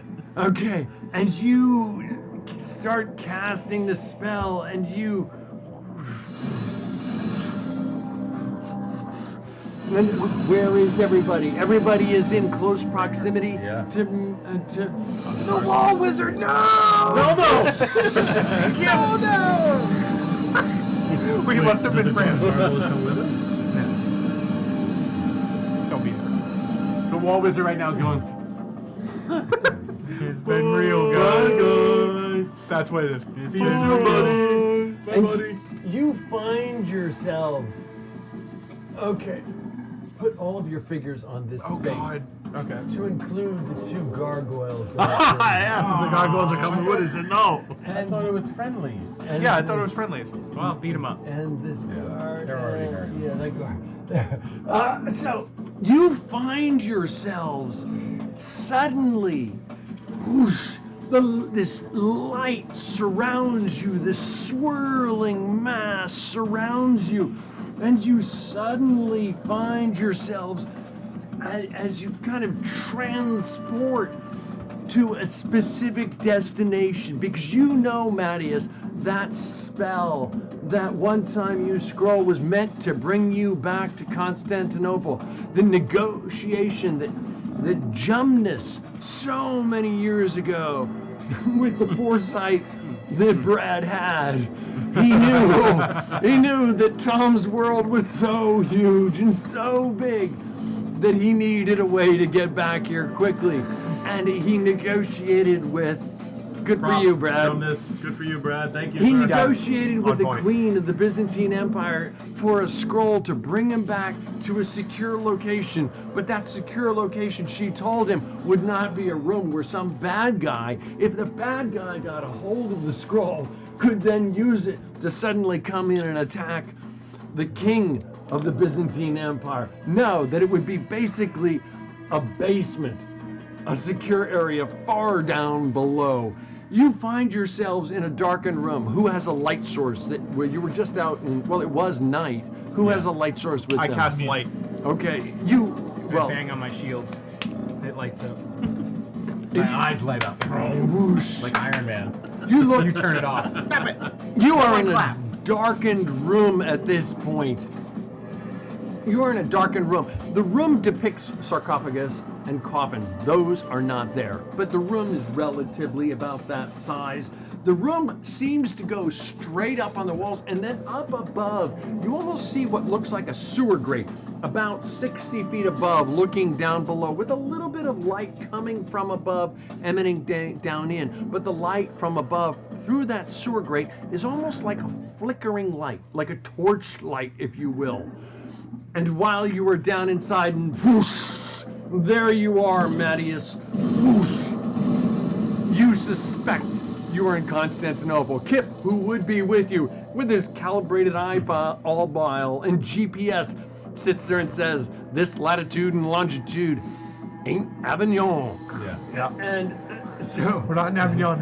I may not know what latitude and longitude means, but he sees the numbers are different in his eyeball. And he knows that he's also probably about 100 feet below ground at this point. So Kip would instantly know that. That is Mattias. Baldur, you are up. I'm going to attack the gargoyle behind You me. attack the gargoyle behind you. With a 24. A 24 a natural hits. 20. There we go. And a 16. Nice. Need more dice? All 3 hit. I think I'm good. And what is the natural 20s? We just... It's double. Double the damage die. Double the die roll. We went back to raw. So we've got 10, 21, 14, 13. What's the total, So sir? 21, 13, 14. So Challenge that would be 34, 48 points of damage. 48 points on top of the 18 that that one has, according to my records here. That 48, 58, 58, 68, 64. He is still up. Not looking great, but still up. Baldur, right. anything else? I stand there shocked that he's still standing. You stand shocked. Okay, that is Baldur. The opponents are up. These gargoyles look about, not figuring out where they are. Wisdom save. Gone forever. Wisdom saving throws for the two of Drop the... to my knees. And also for the guards as well, the guard yes? as well. Okay, so I'm just the first 4 dice, if you Well, not you will. guys. So for the gargoyles, I'm going to say the first 2, bad. For the guards themselves are, what's the DC, please? 18 I'm going to wisdom? say no and no. All 4 fail. 15 points of necrotic damage. 15 points of necrotic damage. And because you seem to do necrotic to those that are incapable of taking necrotic damage, that one explodes. Everything else is still up. Anything else there, Baron, that I'm missing? Oh no, that was their turn. So Yeah, that was they're just- on their turn. That's just because they. But I'm ran just it. making sure I'm not Nope. missing No, no, anything you're else. good. Okay, with that, there's one right in front of Kroof / Edric. I'm gonna say 1, 2, 3, Kroof, 4, 5, 6, Edric, and he goes away and he's attacking Kroof. He dives down and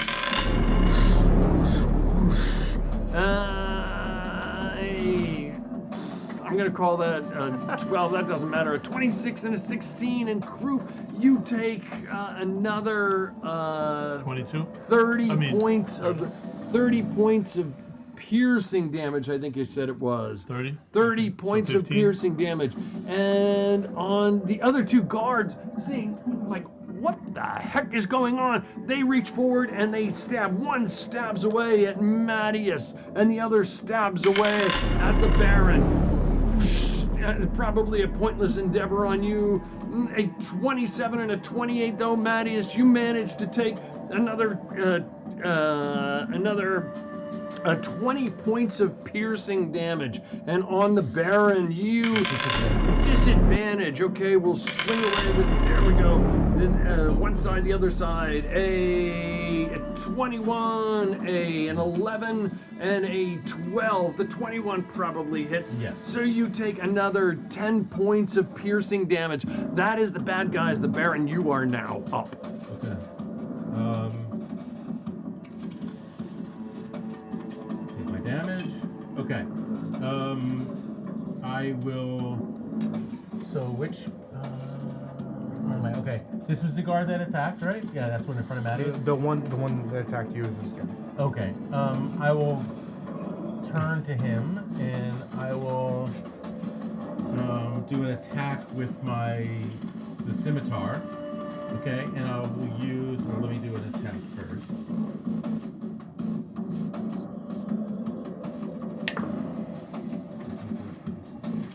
A 20, dirty 20 to hit. A dirty 20 hits. Okay.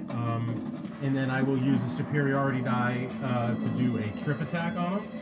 Oh, wickedly cool. Nice. Okay. So Just tell me what he needs to roll, Yep. sir. Let me get that for you. Huh? Okay. Trip attack is a DC 15 strength saving throw. The DC 15 strength saving throw. I don't. He's pretty strong, but not that strong.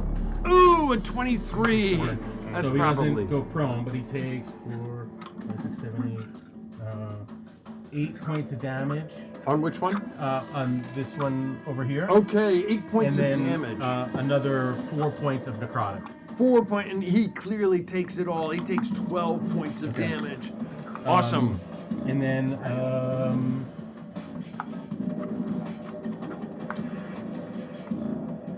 Yeah, that's it. I'll just stay there. That'll be Okay, it. Actually, I still have a bonus action. Yeah. So I will bonus action. Matthias, attack again, and I will use another. Oh, actually, I can't. I can use it again. I could use another commander strike. So that's another one of my superiority die for Matthias to be able to attack that guy again. Matthias, attack away. I swing away at a few more attacks. So then to hit, that is. Get one more though, but I will use them.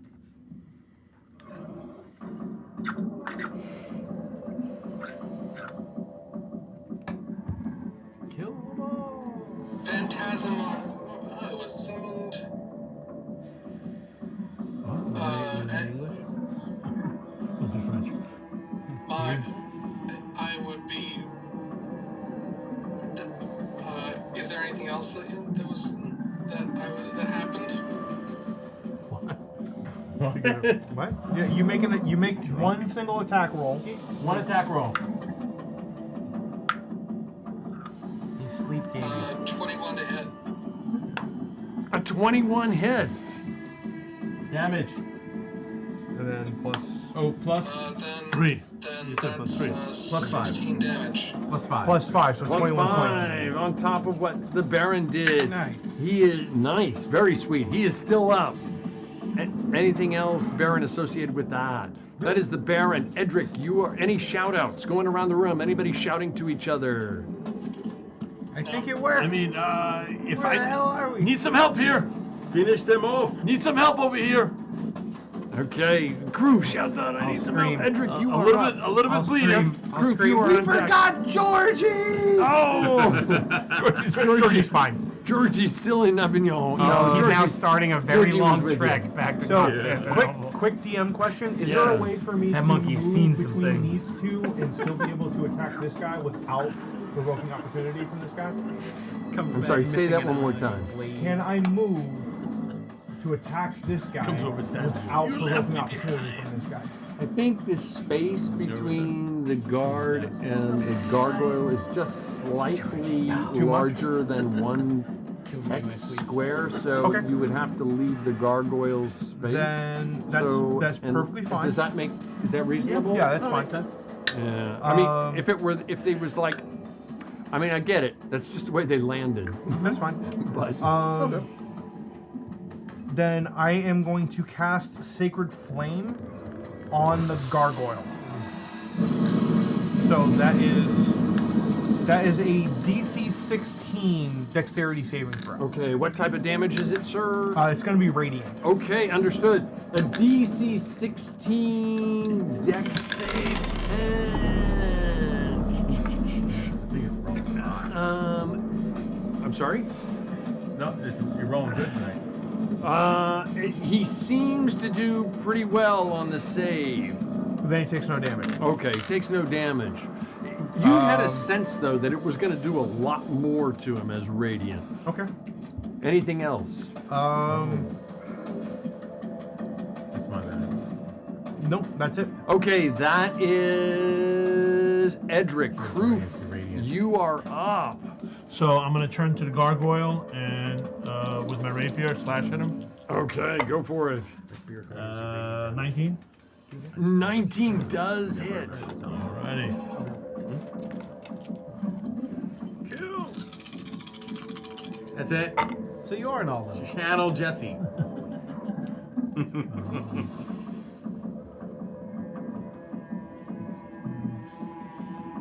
21. 21 more points to him. He is still up.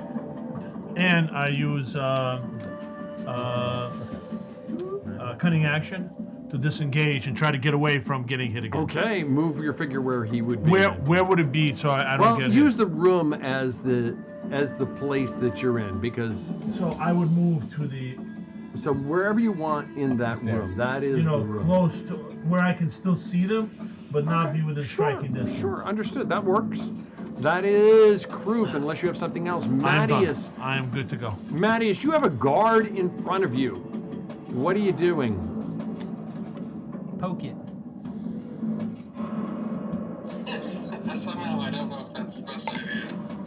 Attack him! Kill the guard!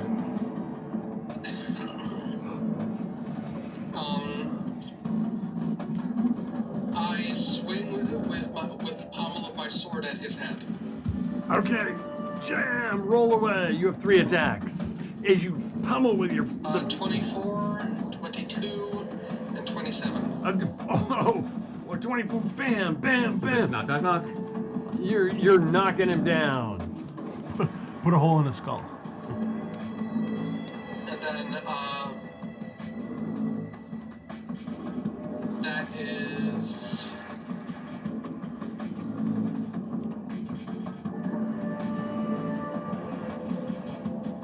another 44 non-lethal damage. 44 non-lethal, and he seems to go down. He just kind of drink his blood. collapses. I'm totally gonna drink that guy's blood. Huh? Never mind. I heard that. Never mind. Mattias, you jab with the pommel of your sword, and he just sort of collapses as if in a bar fight, falling down at your feet.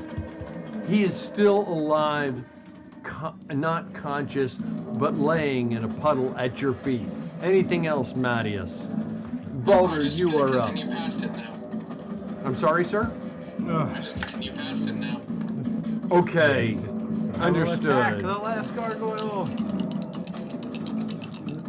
Baldur turns to swing away at the last gargoyle. We've got a 14, 14, and a 25. The 25 hits.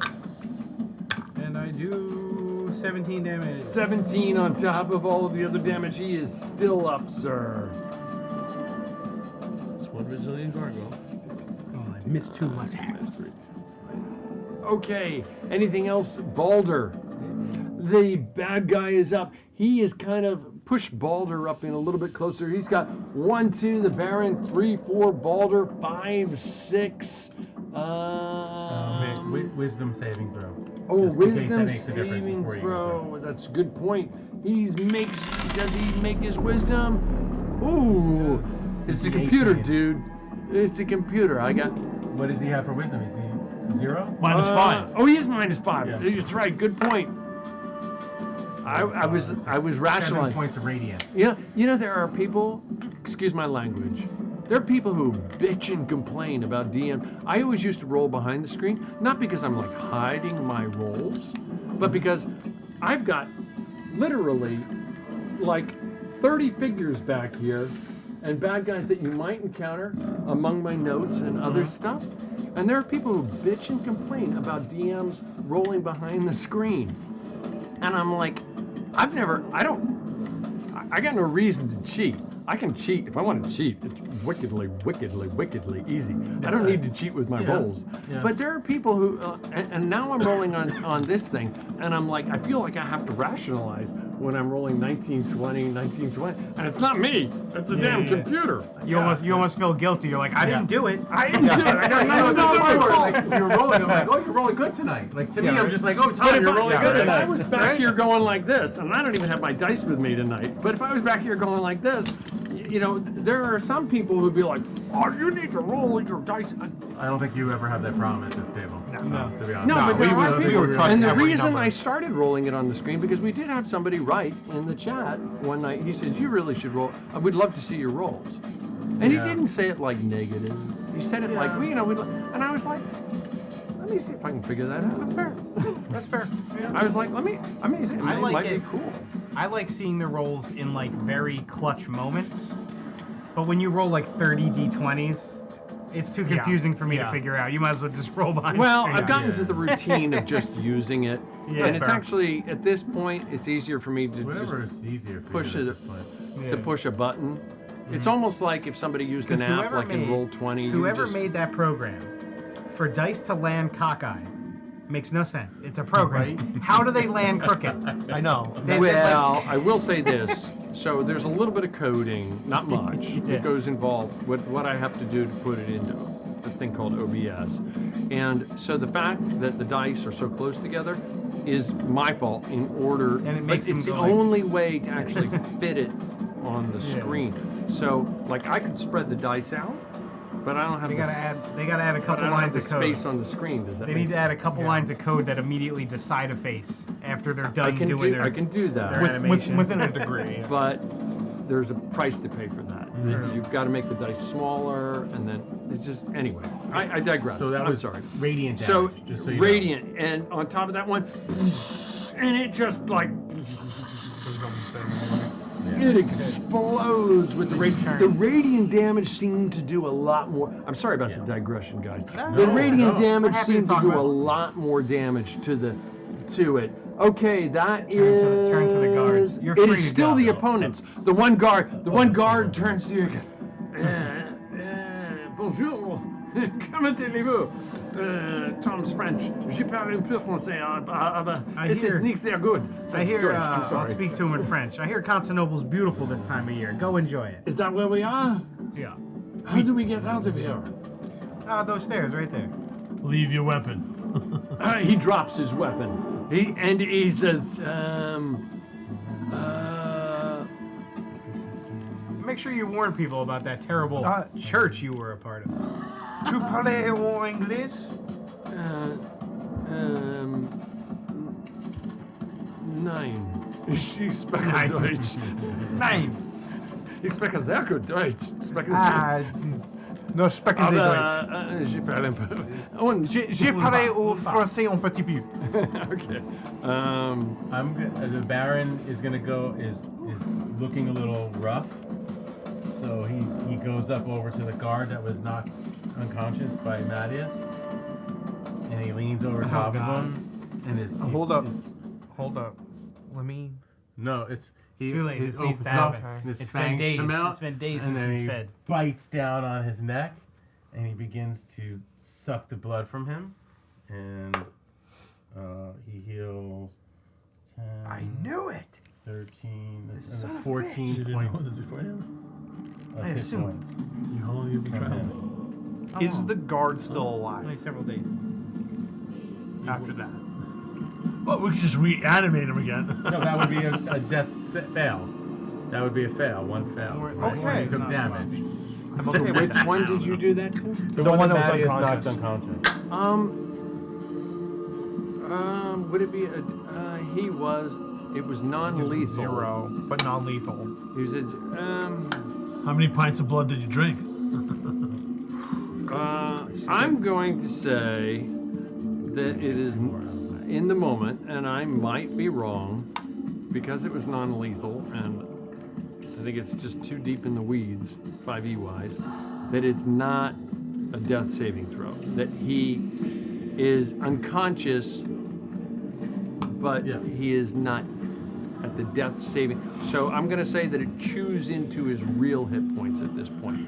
Okay. If you want him to be dead, you can keep I want to biting. get another 2 rounds out of him. Okay, well that's So then he wants him to be dead.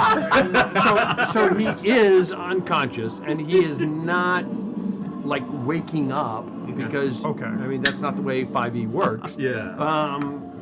So Baron is hunched over top of I think it would be more cool if 5e worked that way. Why don't you just count around the door? After at least round 2, I would grab your shoulder and pull you off of him. So the rest of you do see this. I mean, I mean this is trying to not actively stop instantaneous because it's like 6 seconds and then 12 seconds and then 18. So everybody's like standing around the light. So let me kind of give you a sense of what the heck is going on. You're in a room. You're in a room roughly the size of what is depicted there on the map. There are no sarcophagus, there are no coffins about the room, but the room itself is just almost like a cell, if you will, at the bottom of a huge tube going up about 60 feet into the air to a black surface. And there at the top of the black surface is a round grate. So whoever made this teleportation location and embedded it in the scroll did it with the intent that you quickly rationalize that if somebody got hold of a scroll to teleport into the palace of the Byzantine Empire, that they would teleport into a secure location so that the good guys could quickly determine if the bad guys got in there. I mean, they certainly wouldn't have wanted somebody to get hold of your scroll and teleport into the king's bedroom. So you realize that you're there. Up above, in the circle, the grate, there's a light flickering. The light is not the light of a magical spell. Bless you. Thank you. The light is the light of a torch flickering up above. And at that moment, as the Baron sinks his teeth into this poor guard, and the other guard stands back and says, c'est bon, it is all good. Perhaps I was mistaken. We're all friends. In his fancy papal guard uniform, a silhouette of a figure over the grate hovers over it because the light is behind them. If I'm keeping you awake, and Matthias, let me know. But this silhouette of a head hovers over the top of it so that you can see the light from probably torchlight flickering above and this blackened face-like figure looking down inside. And it says to you in a language that Matthias, I think you recognize as Hellenic. Who else here speaks Hellenic? I do know. No. Not currently. Matthias, this figure speaks down to you. Okay, I speak. Looking down there, seeing the light flickering down below, and says to you in Hellenic, in a rather surprised way, "Who is there?"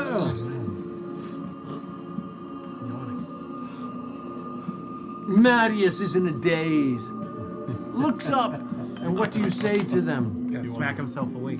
Yeah. You want a protein bar? So,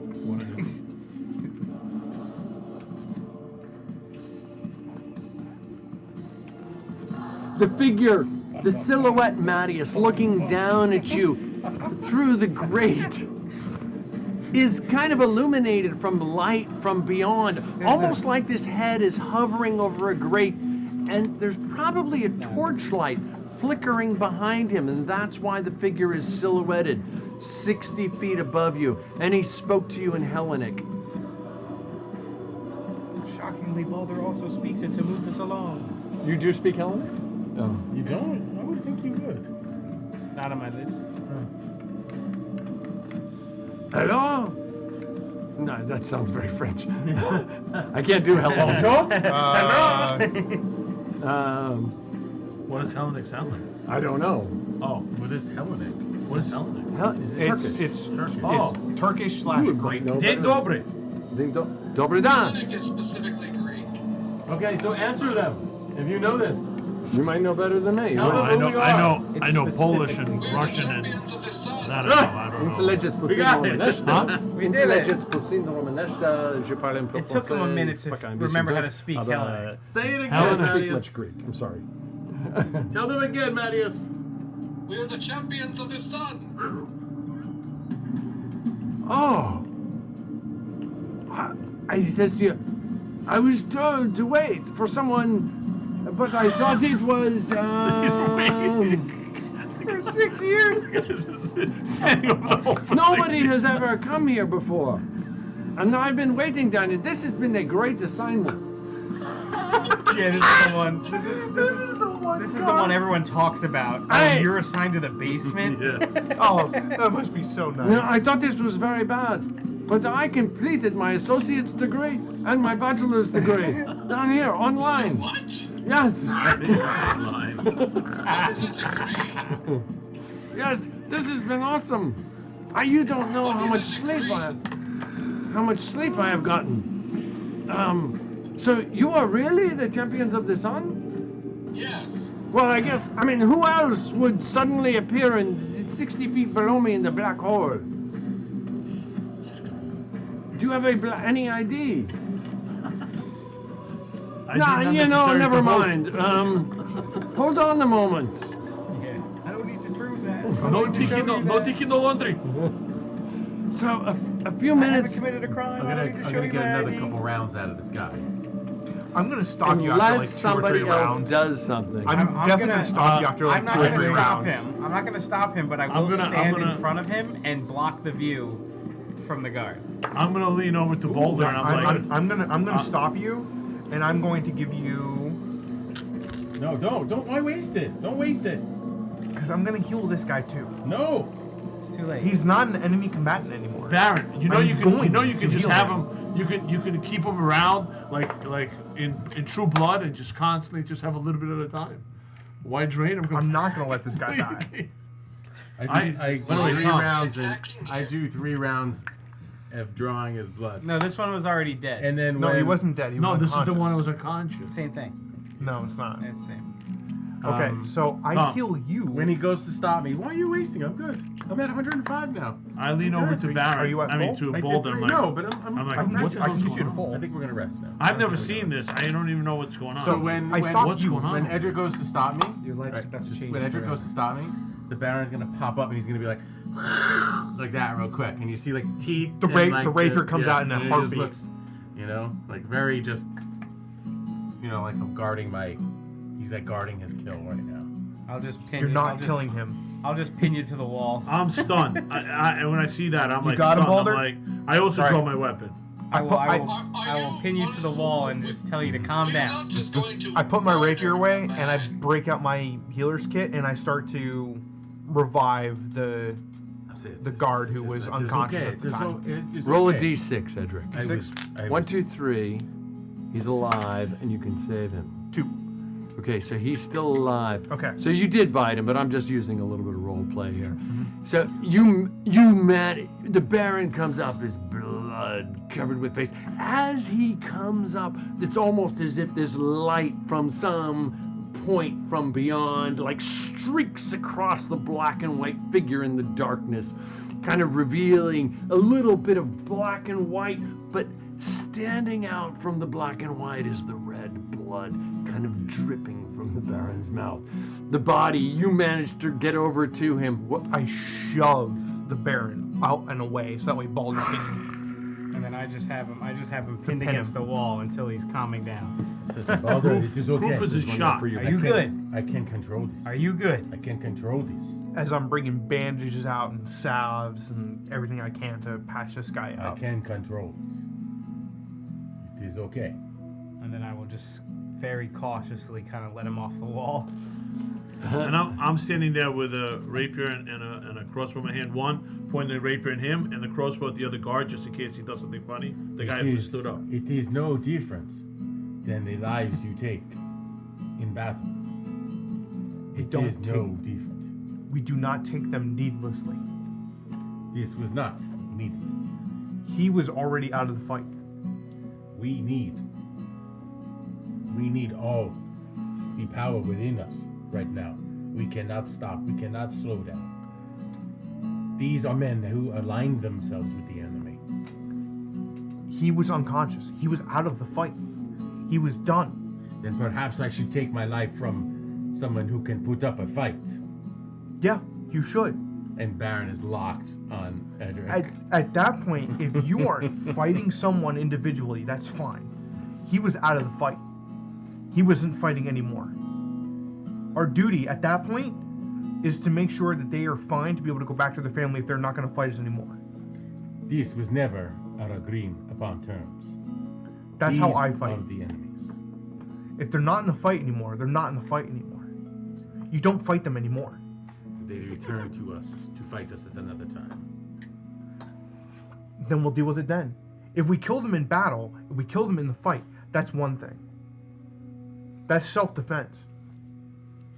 If anything, we did him a favor. We brought him thousands of miles away from that evil At cult. this point, he's unconscious, not in his homeland. He doesn't know where he is. Our duty at this point is to bring him back so that way he's at least somewhat coherent. You do not know we what I feel. do not finish him off. You do not know what I feel when my life force is being drained from me. You depend on me to have power, to have life sustenance. Really? Because I am bleeding out here. I am nearly dead myself. Yet I will risk my life to fix this man because he's not in the fight anymore. I have risked he is not fighting us risked anymore. My soul for this. Do not tell me what I do not understand. Fine. You do not take the life of someone who is not in the fight anymore. At this point, they are innocent. They are not actively fighting us. I tasted the blood. He is not innocent. Believe me, I see what they have seen. Innocent to you or innocent to me? I see. Who are we deciding is innocent in this When fight? I take the blood, I see the crimes, the horrible hate within them. I take that upon myself. He was not innocent. I mean, Edric, they were attempting to kill us. Yeah, I would attempt to kill you if you attacked me as well. So because of the Baron's We're not talking about the spell, moral high ground here. Yeah, but because of the Baron's spell, they were damaged. They were attacked. They were defending themselves. Now they are brought thousands of miles from home. No, they don't know that. They do now. Well, because you revived him. He was conscious when we were here. Believe me, he was better Yeah, off. but he was attacking us when he was He's here. not When he went better off unconscious. dead. Listen, This Ghazi, man right here Ghazi, surrendered. This man surrendered. This man died fighting. Ghazi is trying to take every soul that he possibly can for his own army or for his own power. Every soul that we save is a soul to potentially fight against him, or at least a soul that's not going to be fighting against us. This was not a soul worth saving. Believe me this. I won't believe that until he tells me himself. If he's repentant to your God, you believe that he belongs in your heaven, correct? Good luck getting the truth from him. He fought well, which means that amongst my gods, he belongs in a place of honor. Can you get us out of here? And therefore, I'm going to bring him back. I'm going to make sure that he lives to see what evil he might have done and work to try to fix that. Isn't that the goal? This is all fine, but I guarantee you, this man will do If I face him on the field of battle, I will do my best to kill him in defense of my own life. Then he's 1,000 miles from home. Maybe he'll turn a new leaf. Maybe he will help us. Do you not see that as a possibility? Maybe he will do that in repentance. I mean, he's of his a pretty. sins, according to your To God. be fair, Edric, he's a pretty lousy fighter. I don't think we need his help. In fairness, but I will not stop you. But in the time of need, I mean, if he came to me and asked, I don't think I'd I let get him that. join. But I can still do more for It is you. over. I do not need. If you choose to Sure, heal go ahead. an evil, wicked man, go ahead and heal him. I do not need your help now. Fine.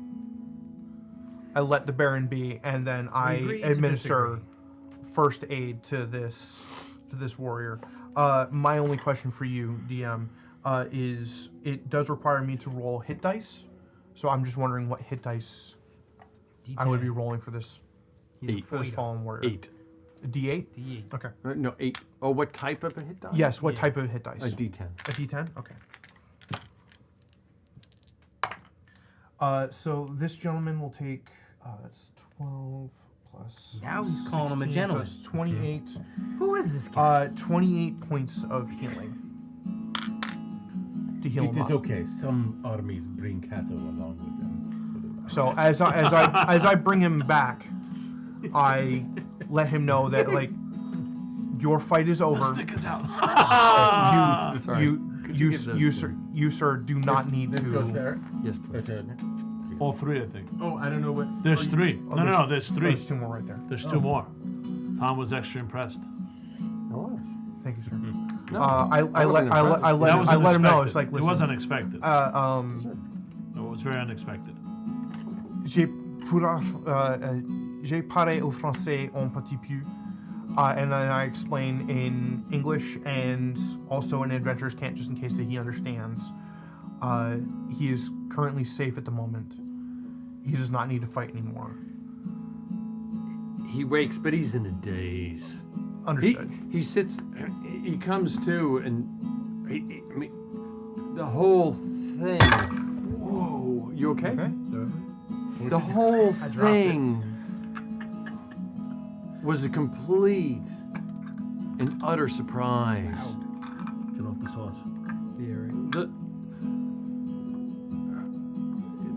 He comes to. The whole thing was a complete and utter surprise to him.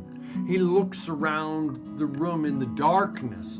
Sure, there is light emanating from Baldur's shield. There is light emanating from the eyes of the Baron. There's probably light from... There's light emanating from my quiver, because I threw that up.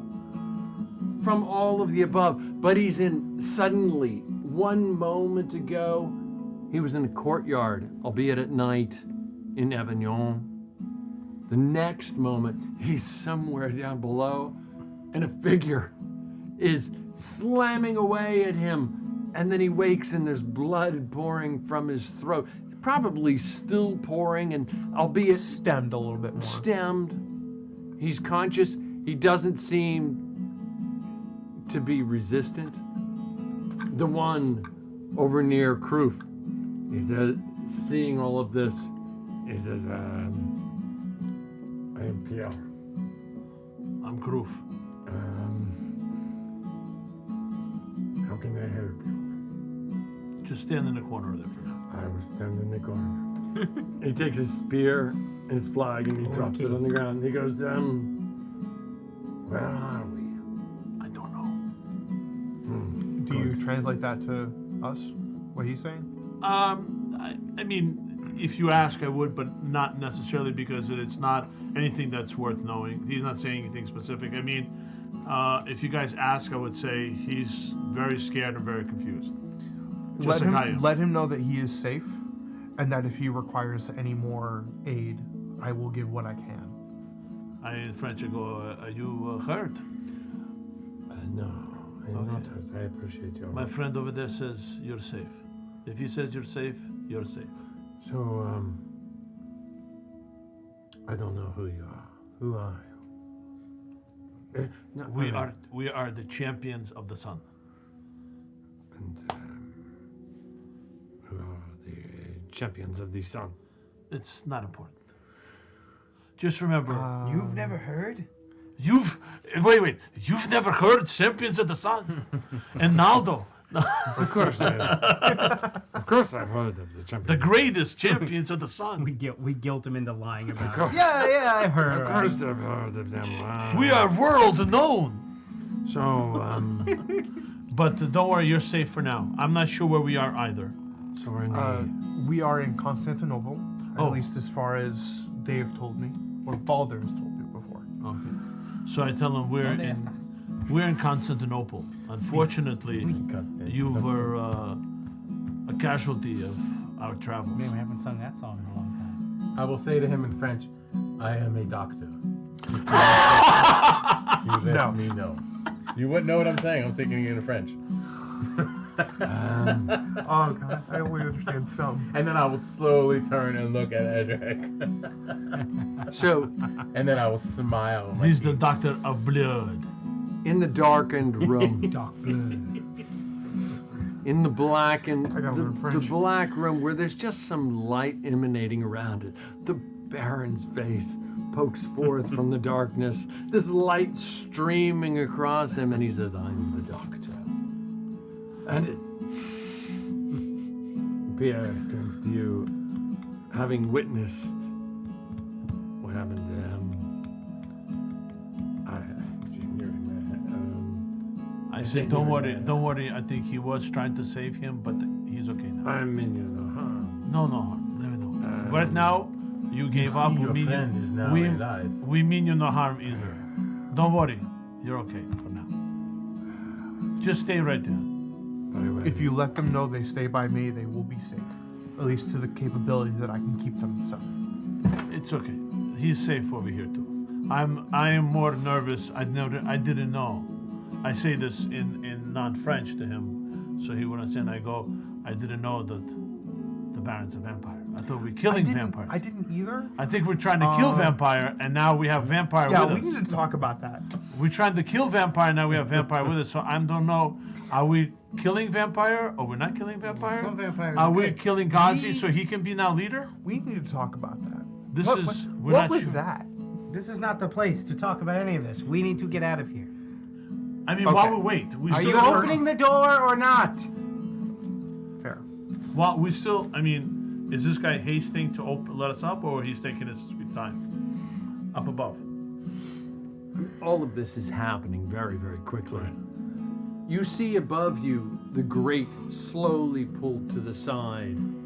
And then from 60 feet above, a rope ladder drops down below. And he says, if you are not really the champions of the sun, you will pay a terrible price. Don't worry, we're champions of the sun. We are who we say we are. We come up, we'll show you. So I'm gonna go. I'm gonna say, one at a time. Only one on the rope, otherwise the rope will break. Good quality rope. I don't go even to think I can go use the rope. I go to Edric. I'm gonna go up. Keep an eye on this one away from the Baron. I don't know. I'm now a little nervous.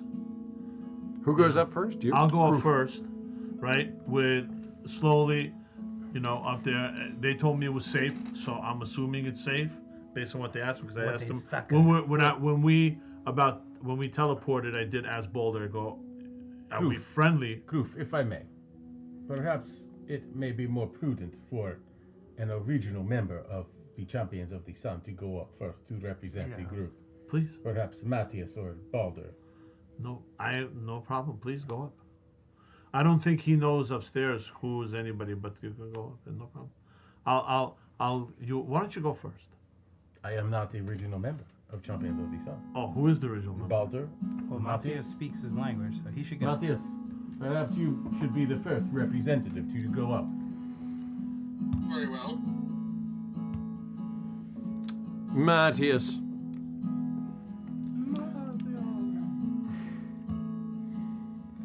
You climb. You climb up the rope ladder, Matthias, leaving the darkness behind, the light from the Baron's eyes, the light from Edric's quiver, the light from Balder's shield, up into the darkness toward a grate with light flickering from above. It's about 60 feet. It takes you a couple rounds. You get out at the top and you climb above. And you emerge and you see a woman standing there with a crown, somewhat hexagonal crown with gems about it and a rather ornate dress. She's an elderly woman with gray hair, and about her are several guards, garbed in royal purple, and you recognize her. Irene de Montferrand turns to you and looks at you rather quizzically, and she says to you, "It has been a very long time. We thought you had forgotten about us." We have never forgotten our mission, Your Majesty. It is a dire time.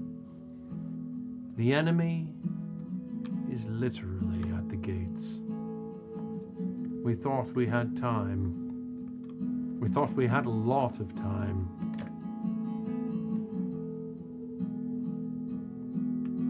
The Ottomans have crossed the Galapagos. They've crossed the Bosphorus. They're crossing the Carpathian, lower Carpathian mountains and entering Carpathia. They're racing towards Serbia.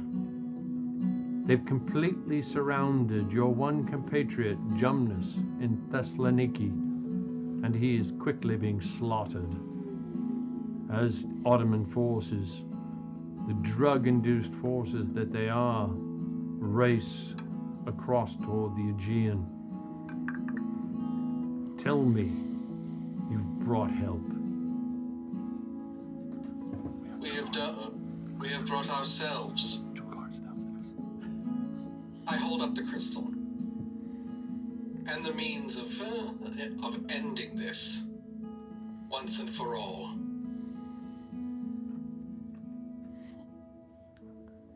And we will pause there. Yeah. Good job, guys. Oh, man. That was great. Everybody having a good time? Yeah. Yes, sir. Woo! Holy crap. Holy crap. That was amazing. The end of the tunnel. Holy crumb. Holy crumb. Oh my gosh. Give me a second here going around the room. Tom had a good. Oh, wow. This means that you, Tom, you're gonna have to chime in. You're gonna have to also give us your highlight. Yeah, you have to. That was amazing. Because when you're like, holy crumb, I need a moment. Like, I want to know. When you give out three inspirations in one time. Yeah, that was. I want to know your thoughts. That was Tom having a good time. I mean, we can go first, and then you. Sure, go, so, absolutely, absolutely. Let me go around the room here. Let me start with. Give me a second here. James. Yes. Did you have a good time? Oh, it was great. What was your highlight?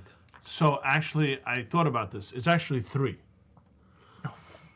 Well, it's, one was the whole interaction with Melisandre. I thought it was very cool. I didn't expect that coming. I thought it was for sure going to be a battle to the end, and I thought it was actually a very cool interaction. The Baron did become long-winded. I thought for sure she was going to fireball us just because she might get annoyed with him at one point. But no, it was very cool. A cup of sugar. Then I was really, really surprised when I didn't see that coming. The getting attacked by the gargoyles. That was very cool. Yeah. We got attacked with them. I didn't see that coming at all. I thought when the guards didn't do anything, I thought we were going to be let out simple to the gate and off we go. But I didn't see that coming. And the whole thing with the probably the best is the whole with the blood sucking and that whole interaction. The other thing, again, the surprise. I didn't think that his character would do that. I don't know his background stories, but I was actually shocked that his character would go that far. You know? He needs to. As the Baron or Edric? You. Really? Yeah, I was shocked that your character would. Listen, metagaming, I understand who he is. Yeah. Groove doesn't understand Vince. I understand who he is. So me as a player, I wasn't surprised. But I was surprised at your reaction and how far you push it, that you were almost willing to come to blows over it. Mm-hmm. That's what it seemed to me. So that was very cool, very surprised. I do think that you did deserve the 3 inspiration things. I think Tom cheapened out a little bit. Maybe 5 would have been just as well. But 3 is okay. You can't win, Tom. You can't win. But I thought, I'm telling you, it was great. I didn't even, so many different aspects that it was excellent. I was just sitting there and I was just leaning back and just listening. It was almost like a story. It was just great. Besides a few battle scenes, I really didn't participate today. I was great. It was like a little story, and I was having a great time. I thought you did participate. I don't want to take anything away from you. No, comparatively speaking, yes. But I'm saying, in other words, it wasn't like I was so involved, meaning that I was just enjoying sitting back and listening. Sometimes I get like I want to be involved. You know what I mean? You're like, I want to be involved. I'm maybe a little bored or whatever it is. But today, I was really just enjoying the interactions and all the different things. The Melisandre, the gargoyles attacking, to me, that was like really shocking. I didn't see that coming at all. I don't think any of us saw that coming. No, Not even close. I had no idea. Not even close. Now I understand why. I think they were protectors of the Wall Wizard, maybe, I guess, thinking about it. But I don't think any of us saw that coming. The guards didn't see that coming. Yeah, maybe they would have left us alone if we didn't threaten the Wall Wizard. They did not. I'm glad you picked up. No, they seemed shocked. I think they were thrown off. So but I'm just saying, I just truly enjoyed the whole interaction and just being on the sidelines watching. I loved it. I loved it was small, but I loved the interaction with Pierre, the guard, at the end. I mean, you were almost like you know, therapist Kroof. I'm shocked. I gotta say, I think James, you're starting to figure it out. Yeah. I think you're starting to figure out the role play that we do at the table. Yeah. I think you're starting to figure it out, and I think you're starting to just put yourself out there, and I think it's awesome. And I see it was every week. I see it happening, you know, and like you're picking up on it, and you're letting go like a little bit, like you're giving into it just a little bit more each time. And so because as Kroof, I was actually scared for myself somewhat. We're in a tight space. I got this vampire all of a sudden, somebody who's sucking blood. I'm not sure what's going on. I'm not sure who I'm going to have to start slashing, you know? And I got this guy. He is, even though he seems okay, he's still an enemy. So I have to kind of watch him to watch them. And I don't know if I have to slash Baron at some point, you know? I don't know what's going on here, you know? As Kroof, well, I'm saying, listen, if push comes to shove, sometimes, you know, you have to do what you have to do. Who knows how crazy you might have gotten? I don't know. As James, I understand. As Kroof, he has no idea what's happening. He's blown away by all of this. The whole flying through space and time and ending up somewhere else. You know what I mean? Kroof probably would have been as you should be blown away. Yeah. He was just a simple thief. Whoa. We didn't go through time. We didn't go through time. Space. Well, space. That Right. you know. Right. Is I mean, Kroof is just a thief. All he's good is at picking pockets. That's his whole thing. He's just good at picking pockets and stealing stuff. That's his whole MO. He knows nothing else. Did you get anything when we went through the wormhole? No. Oh man. No. Some good stuff out there. You know? Did we do engage? Engage. Number one. Engage. Very, very cool. Awesome stuff. I'm sorry I talked too much. No, you didn't talk too much at all. No, you legitimately did not. Okay. 5,000 experience points. Wow. Very, very cool. That's like 20,000 over there, probably. If I got 5,000. I don't know about that. Oh, you get more. Actually, yeah, it's going to be a little bit more for Nick. Ryan, did you have a good time? Of course, all the time. What was your highlight? Well, James already took the whole event, the whole evening. So. Why? What do you mean? I was hoping to go first, by the way. Sorry, there's no more Normally time. I go first over there. I'm like, There's no more Ryan's time going to go left first. for us to go through. But two things that really stood out was obviously Melisande deciding to preserve her own life, realizing that we're way stronger than she thought. And running into the middle of a maze probably wasn't a good idea. So she kind of gave us an out and to preserve her own life, so I like that option. And then the Baron finally showing his fangs was awesome because now it leads Balder to think, how well do I really know this man? Oh, you've never seen it all these years? Nope, I've never. None of us. I've actually, the first time I've ever. many sessions ago, I questioned who he is when he first joined us. That is he a vampire? And he told me no. And now Balder has to kind of wonder, can I really trust this guy? How well do I really know the Baron? That's a good question. I've kept it a pretty good secret for a while. Yeah, you have. You've done everything but I want to suck your blood. And a 1, a 2, a 3 bad guys. Awesome stuff, Ryan, as always. 3,000 experience points. Mark, you were missed. I hope you're feeling better. Jess, as well, you. I hope your vacation is going well. I know you're not feeling bad. I hope your vacation is going well. And Nick, did you have a good time? Yes, sir, I did. What was your highlight? I actually had 3, like James did. Definitely in the maze with the interaction with Melisande was very good because like we did work pretty hard to get to that point, and we coordinated very well to get there. Like with the last session, and then even like a little bit with this session, bringing Balder up to a little bit closer to halfway, I think. Yeah, right, because you're like over good. 200. I gave him 80 points of healing in that single turn. That tapped me out pretty much for everybody. I think I only have like a little bit of healing I could possibly do at this point. But just the coordination that we had over the previous session and then a little bit into this one, as well as loving the gargoyles coming out of nowhere. That was amazing. Loved that. And then just the fact that I was actually able to directly interact with the Baron with his first real appearance of his more vampiric nature. And being able to have that argument just right there like that was just awesome. Not planned at all. Just fun. How many farm animals have you killed? Just one of those things I never expected to actually be able to have that argument of they're no longer a combatant. Like, Tom, both you and I have served. We understand how that mentality works of if you're no longer a combatant, you're now someone that we need to try to patch back up again. We hope.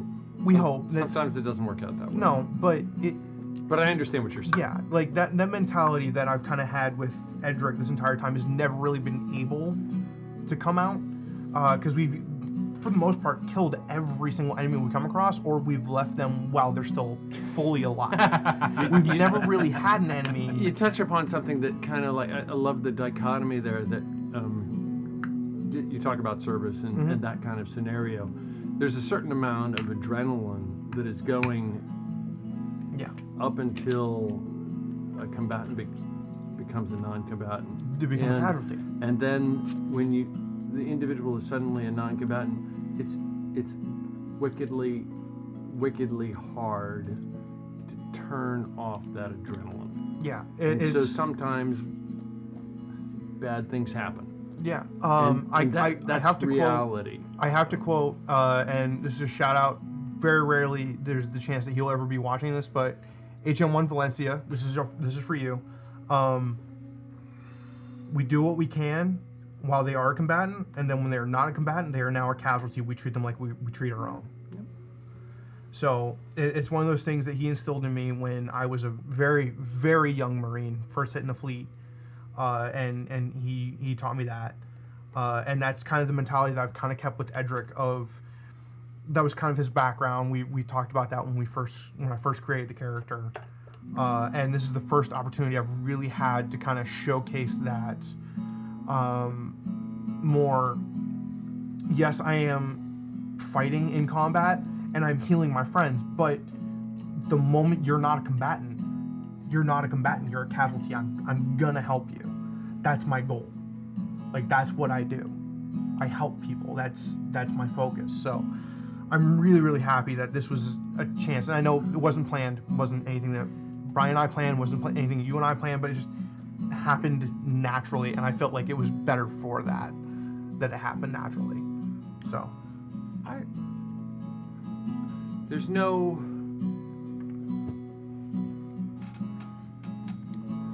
right way to role play. There is the way that a player likes to role play, and there's the way that the DM likes to see role play occur, and there's table dynamics that come into play. So with that, I will say that I saw a side of your role play tonight that, not that my opinion matters, but I was thrilled to see. I saw you lean more into the character dynamic with the Baron than, and this might be a slight, but it's also an applaud at the same time, than I've ever seen you do. So kudos to you, man. Awesome job. No, I've never had a chance to be able to show that side of Edward before. I thought it was terrific. So I'm really happy to have been able to bring my it up. opinion means anything. No, your opinion means a lot to me, in fairness. But the reason also why I was now looking at it so good, because it came from a personal place. That's good. It came from a very it was not necessarily a character trait, it's a personal trait. But I think some of the best character traits come from a personal No, I'm just saying that's why it was very you find strong. something in yourself and you kind of use that as a tool in your character to manifest an expression. And I think that's cool. 5,500 experience points. Brian, did you have a good time? Had a great time. What was your highlight? It was a lot of fun, like talking to Melis on level. I believe that pops. Ding, ding, ding, ding. So that ding, puts ding. me up to. I lost my bell. Where'd my bell go? I don't know. Ding, ding, ding, ding. That puts me up to Oh, here it is. 88,100. So it puts me over 85. Yep. Awesome. Congratulations. Thank you, sir. Congrats. The conversation with Melisandre. I don't think that I was talking too long. Way too. I don't think that I was Way too. going on and on too long. Reiner I fell don't think you were at all. I think we had some stuff that we needed to try to get out of it.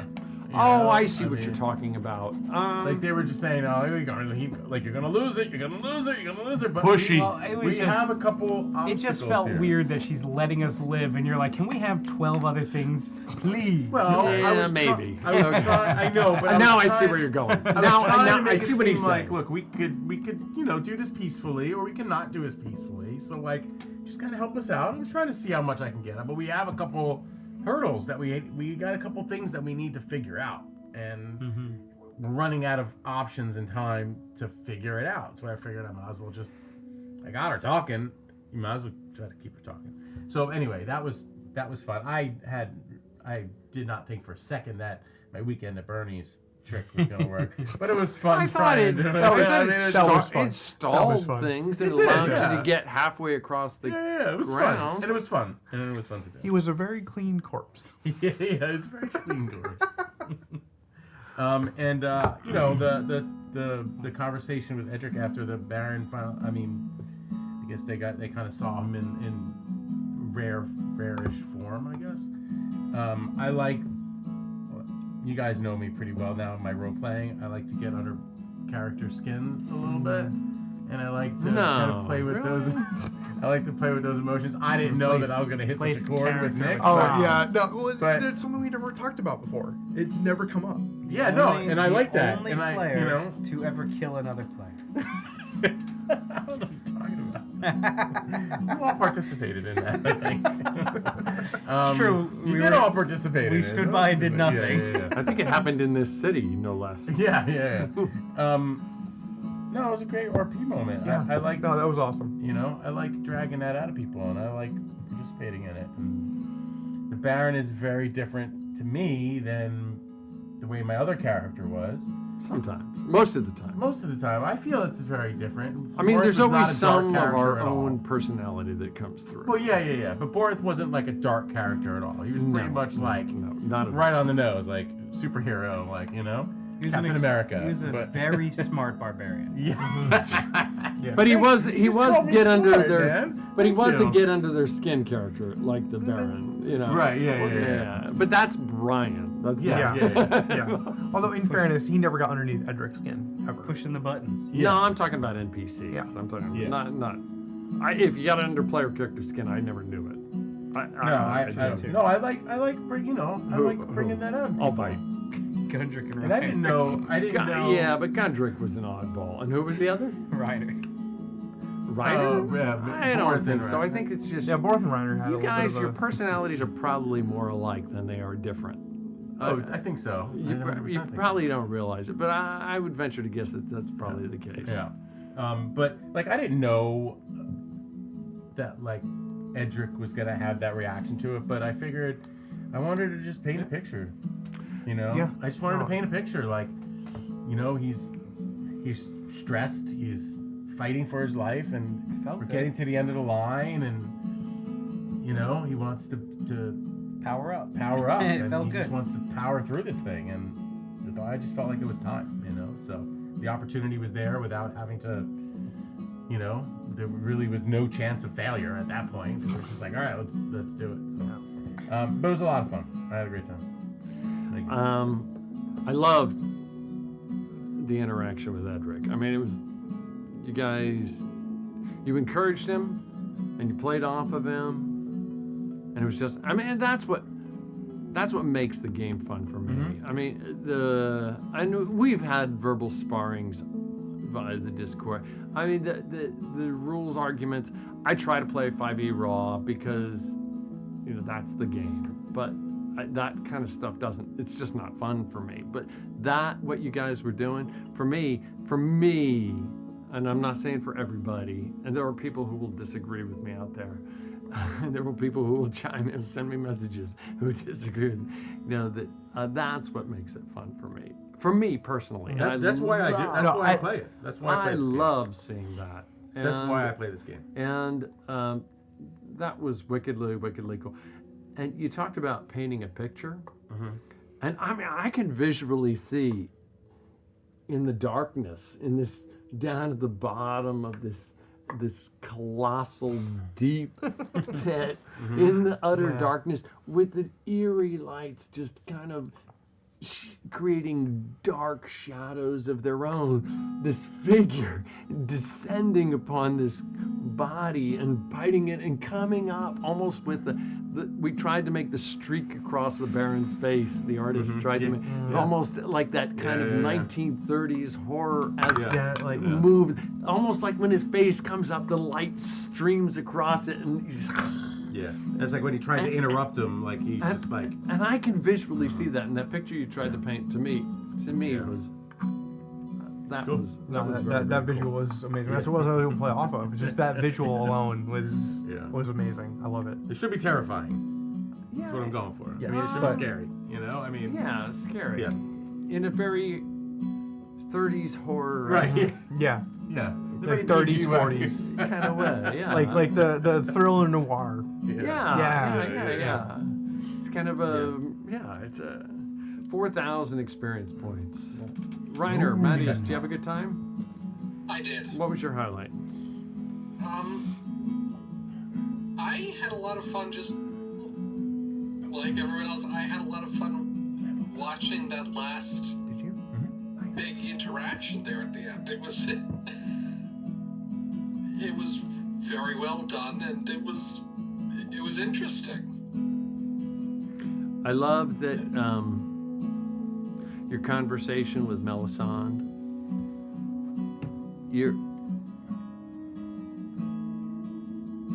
I get that the monitor and playing via the internet is tough. And I admit I had more trouble than usual today just because I have been not sleeping well, but... That's okay. And this, on one level, this might come across as kind of patronistic. I mean, you are my son. But damn, dude, you are a wickedly good role player when you lean into it. When you lean into it, when you're with us and you lean into it, holy crap. I mean, you are wickedly. You just have this sense of how to read the room when you're into it and when you're role playing, and those are the moments that I love. When you were talking to, you were the one guy. I mean, I could do this with a lot of folks, but you and I have role played so much, and you and I have done presentations in front of 10,000 people together. And you are the one guy I could sit there and do something with, and I know I just can read how you're going to react. And so when you did that with Irene de Montferrat, I mean, that was perfect. I mean, I wish you were at the table, because I mean, that would be like a clip forever. I mean, that is like, there are two moments when you guys met, with maybe three, when you met Ghazi, when Jumnus. I so want to clip that. When Jumnus made the attack. If you guys go back and watch that moment, with Brad sitting right where you're sitting, and Brad is like, you see, he's about to explode. And then he suddenly does. And then you correspond it with this, where you've got it's just like, there are those moments that are just,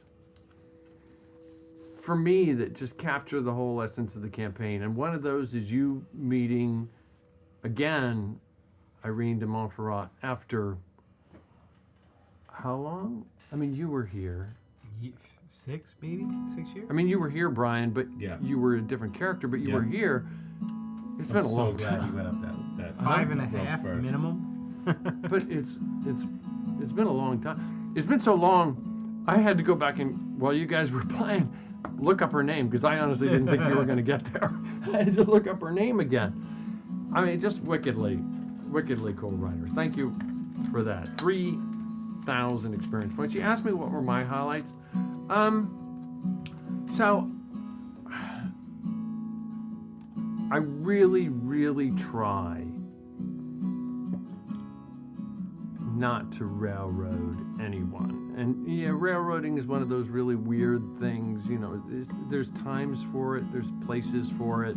It's when it's appropriate. A one shot, I would argue, it's probably 100% appropriate the entire time. Otherwise, you're not going to get anything done then. But when you're playing an 8-year-long campaign, it's probably not appropriate. And I wanted to get options in the maze.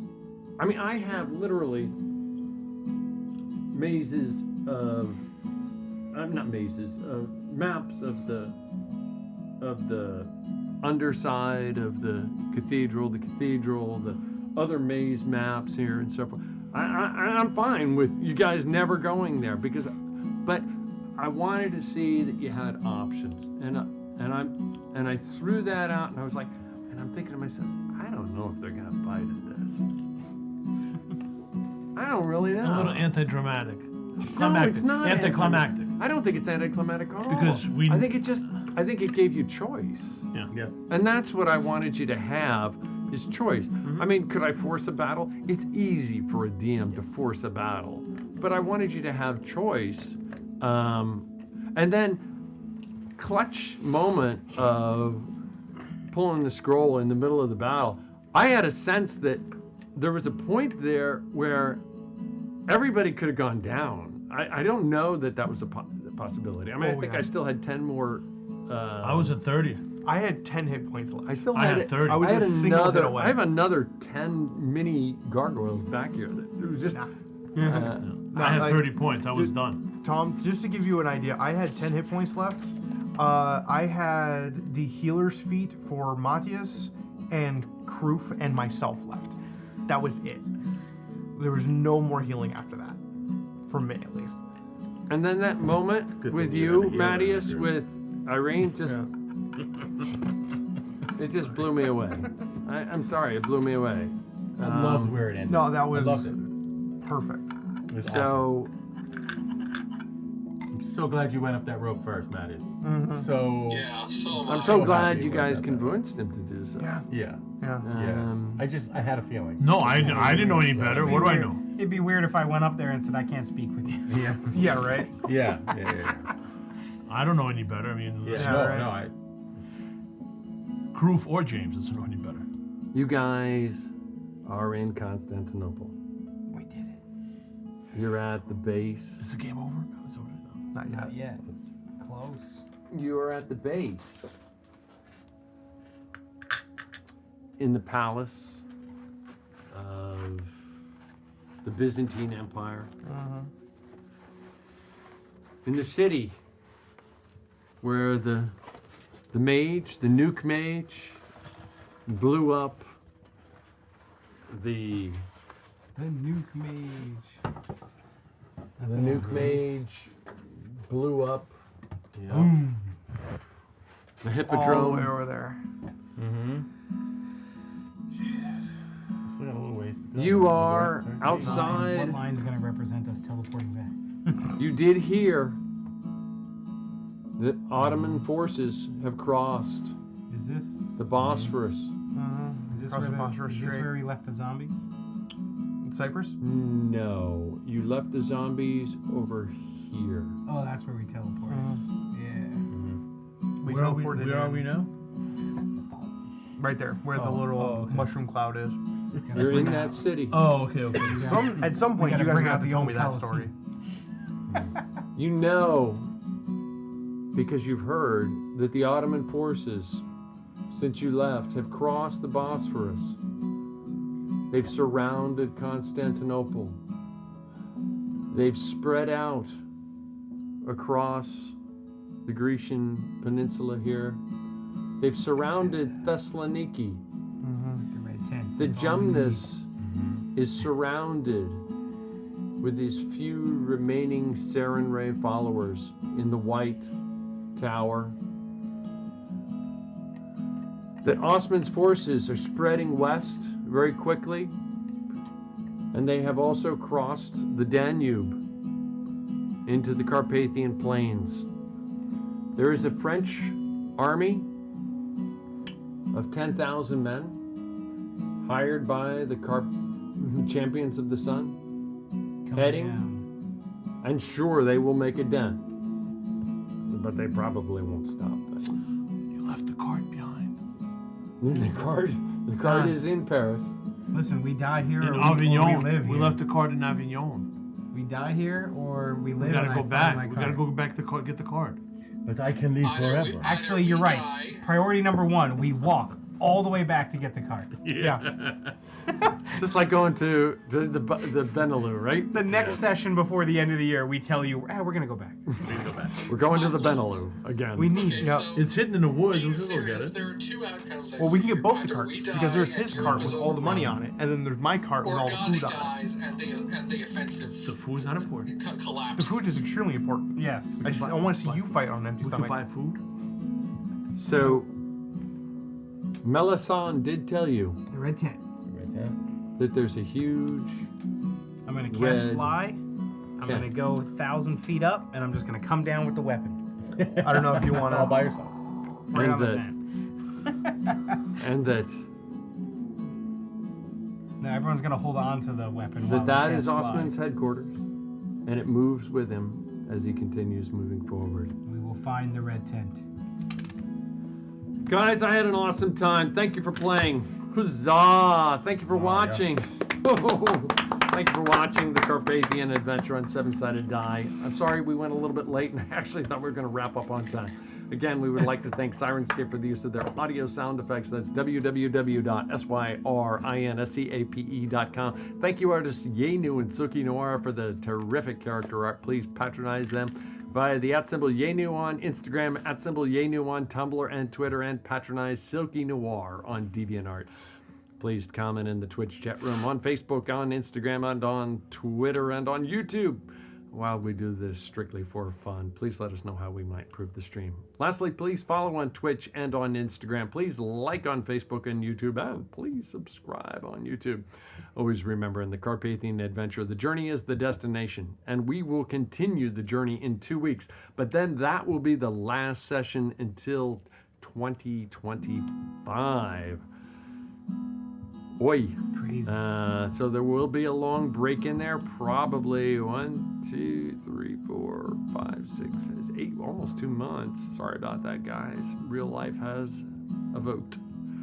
So for now, thank you for watching. Roll a 7-sided die and have a good night. Play some Dungeons and Dragons!